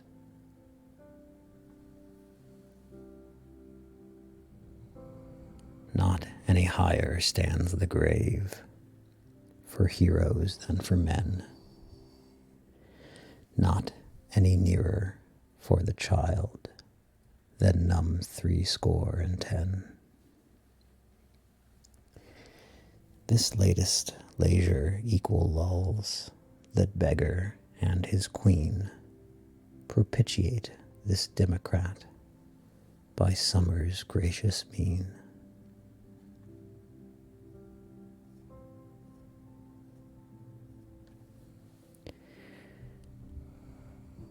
The next poem is called Asleep.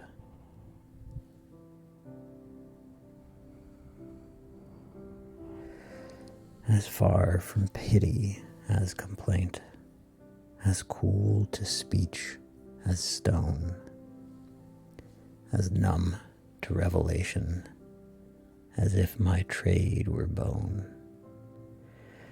as far from time as history, as near yourself today, as children to the rainbow's scarf, or sunset's yellow play, to eyelids in the sepulchre, how still the dancer lies, while colors revelations break and blaze the butterflies.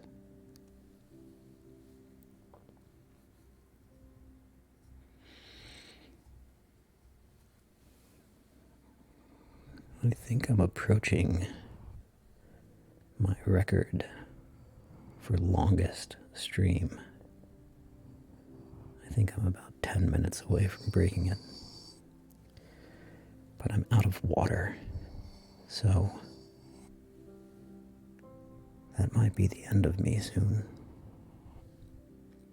We'll see how I do. Of course, I could just go get more water, but we'll see. The next poem is called The spirit. 'Tis wider than an Indian pipe, 'tis dimmer than a lace. No stature has it, like a fog, when you approach the place. Not any voice denotes it here, or intimates it there. A spirit, how doth it accost? What customs hath the air? This limitless hyperbole each one of us shall be. 'Tis drama, if hypothesis, it be not tragedy.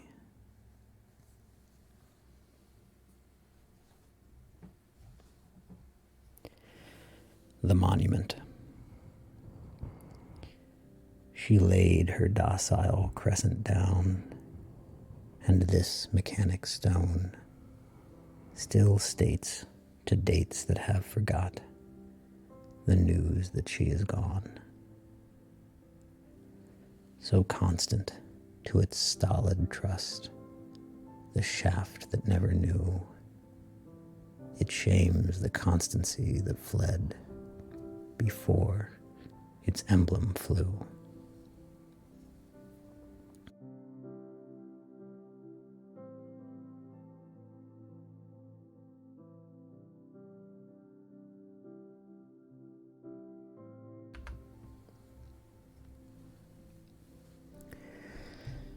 Bless God, he went as soldiers, his musket on his breast. Grant God he charge the bravest of all the martial blessed. Please God, might I behold him in epauletted white. I should not fear the foe then, I should not fear the fight.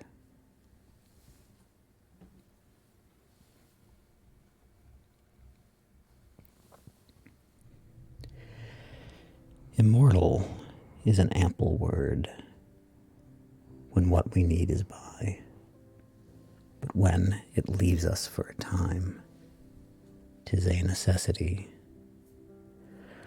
Of heaven above, the firmest proof we fundamental know, except for its marauding hand, it had been heaven below.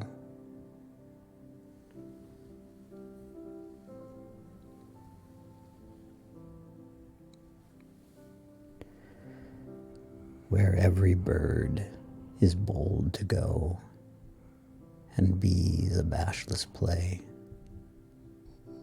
the foreigner before he knocks must thrust the tears away.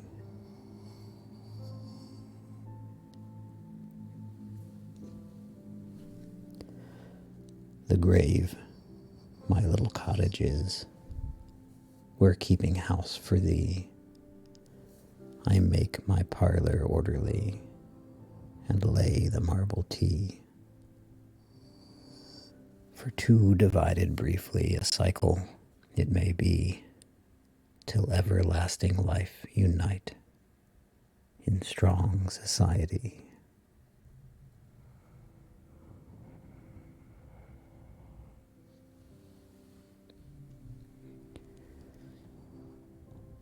This was in the white of the year, that was in the green.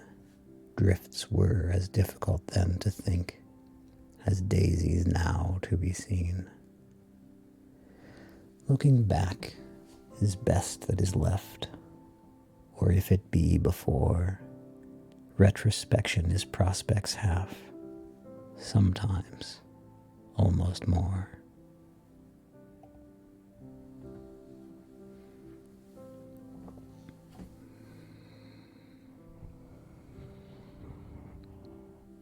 Sweet hours have perished here. This is a mighty room. Within its precincts hopes have played, now shadows in the tomb. Hello, Miko. Welcome to the Risley Bears. I'm Happy to see you here. We are reading the complete works of Emily Dickinson, and we're almost done. It's been a long journey.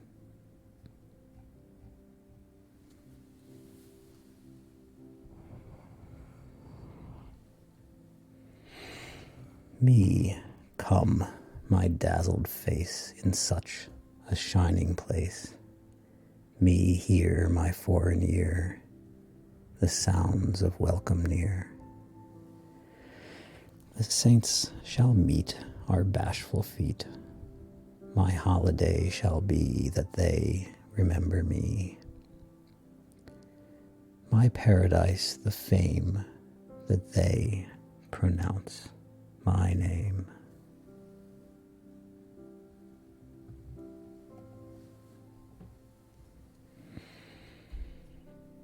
The next poem is called Invisible. From us she wandered now a year, her tarrying unknown. If wilderness prevent her feet, or that ethereal zone. No eye hath seen and lived, we ignorant must be. We know only what time of year we took the mystery.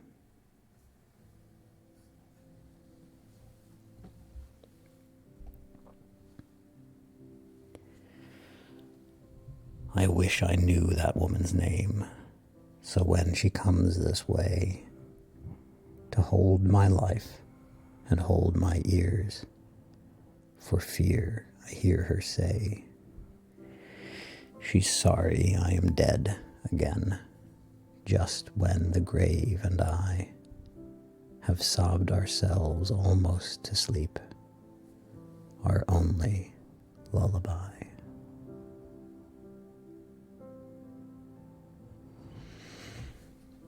This final section of her poems is a bit depressing, just as a warning.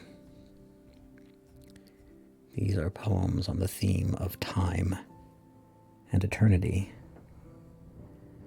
which mostly seems to mean death.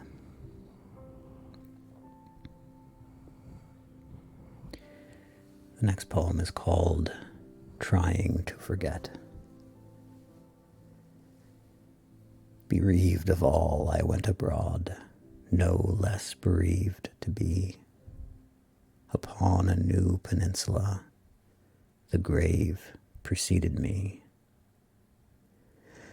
Obtained my lodgings ere myself, and when I sought my bed, the grave it was reposed upon the pillow for my head.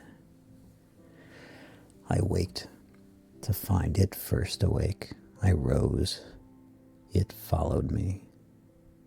I tried to drop it in the crowd, to lose it in the sea. In cups of artificial drowse, to sleep its shape away. The grave was finished, but the spade remained in memory.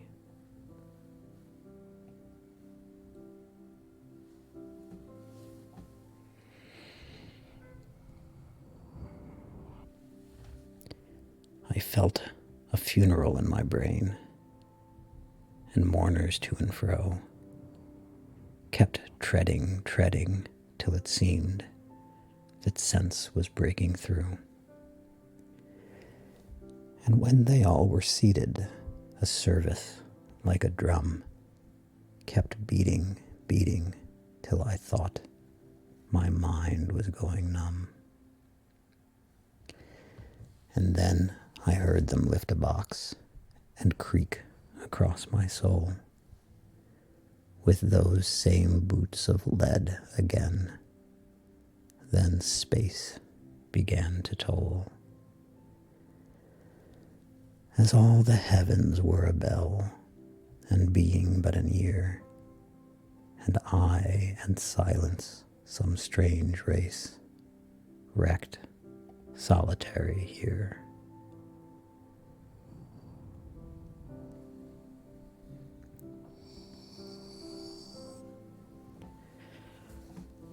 I meant to find her when I came. Death had the same design, but the success was his, it seems, and the discomfort mine. I meant to tell her how I longed for just this single time, but death had told her so the first, and she had hearkened him. To wander now is my abode. To rest would be a privilege of hurricane to memory and me.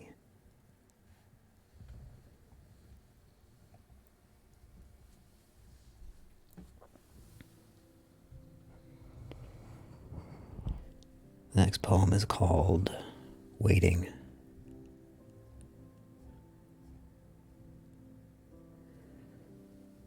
I sing to use the waiting, my bonnet but to tie, and shut the door unto my house. No more to do have I. Till his best step approaching, we journey to the day, and tell each other how we sang to keep the dark away.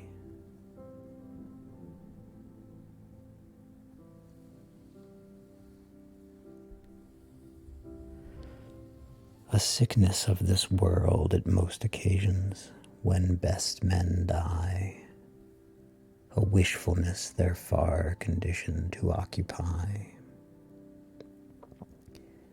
a chief indifference as foreign a world must be, themselves forsake contented for deity.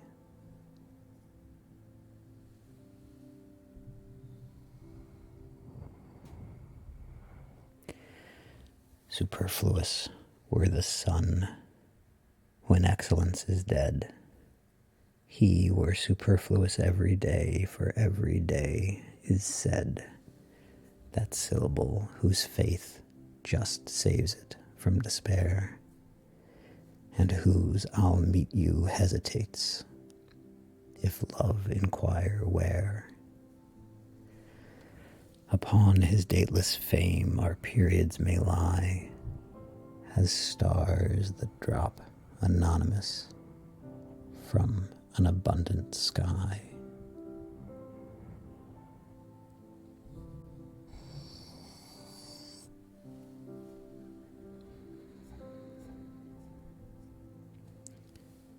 So proud she was to die, it made us all ashamed that what we cherished so unknown to her desire seemed.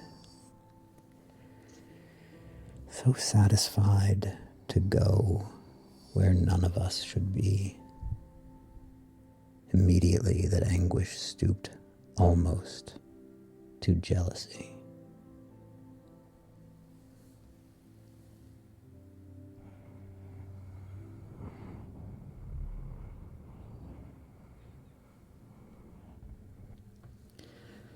The next poem is called Farewell.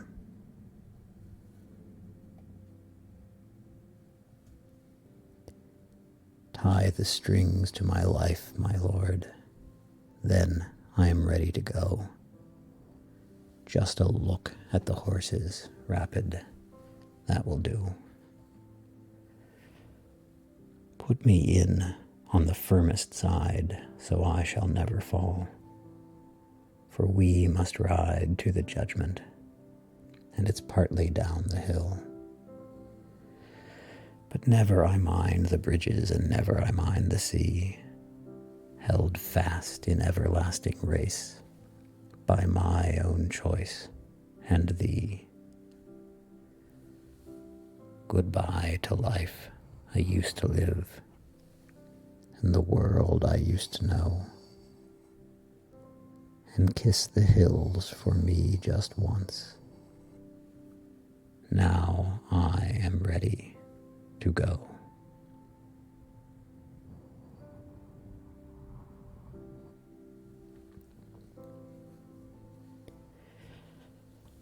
The dying need but little, dear. A glass of water is all. A flower's unobtrusive face to punctuate the wall. A fan, perhaps, a friend's regret, and certainly that one, no color in the rainbow, perceives when you are gone.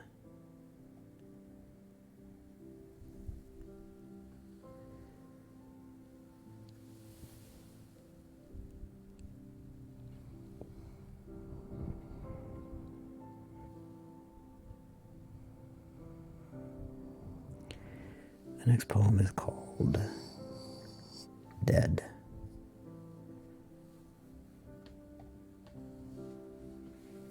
There's something quieter than sleep within this inner room.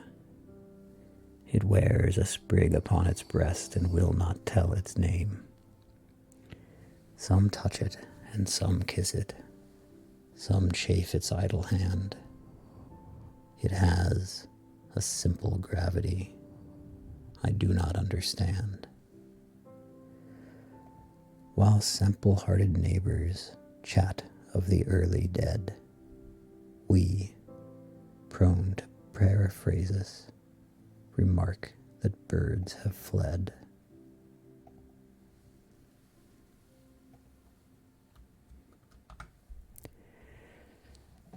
The soul should always stand ajar, that if the heaven inquire, he will not be obliged to wait or shy of troubling her. Depart before the host has slid the bolt upon the door, to seek for the accomplished guest, her visitor no more.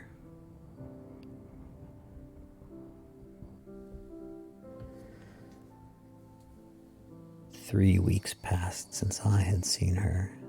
Some disease had vexed. 'Twas with the text and village singing I beheld her next, and accompany our pleasure to discourse alone. Gracious now to me as any, gracious unto none. Born without descent of either to the parish night, of the separated people which are out of sight.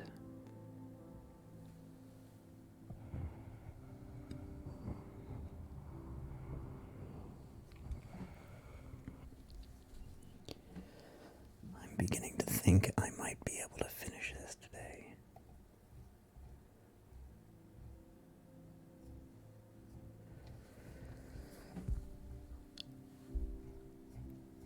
I breathed enough to learn the trick, and now removed from air,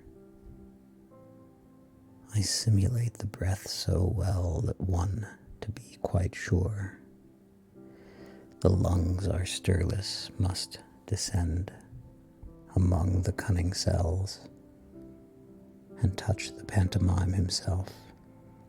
How cool the bellows feels. I wonder if the sepulchre is not a lonesome way, where men and boys and larks and June go down the fields to hay.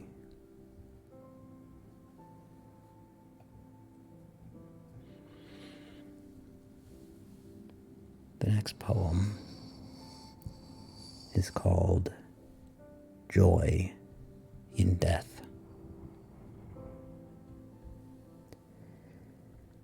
If tolling bell, I ask the cause, a soul has gone to God. I'm answered in a lonesome tone, Is heaven then so sad, that bells should joyful ring to tell a soul had gone to heaven? Would seem to me the proper way a good news should be given.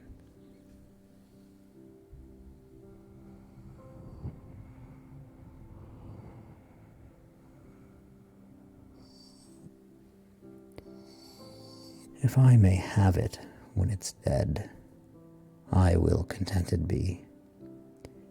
If just as soon as breath is out it shall belong to me. Until they lock it in the grave, 'tis bliss I cannot weigh. For though they lock thee in the grave, myself can hold the key.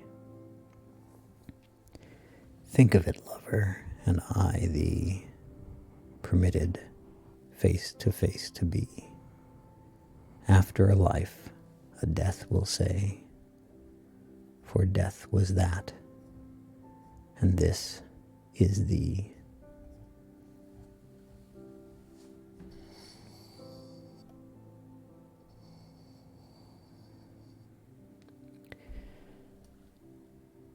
I think, unfortunately, my voice is not going to hold out until the end. There are actually still quite a few poems, so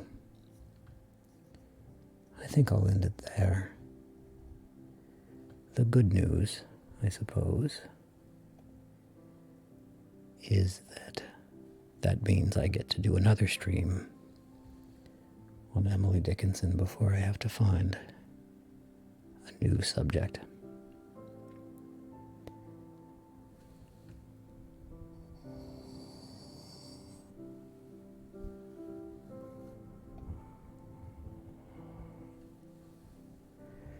Thanks, Cookie. I'm glad you liked it.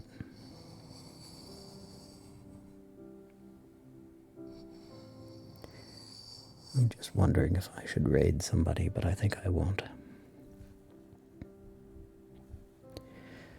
So, I will just say goodbye to you now. And I'm sorry for the depressing themes of the poetry if you weren't in the mood for that. But anyway, I hope it was relaxing.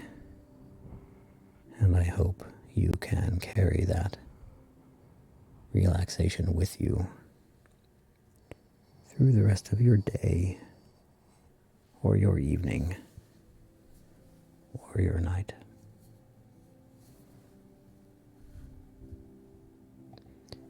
Until next time.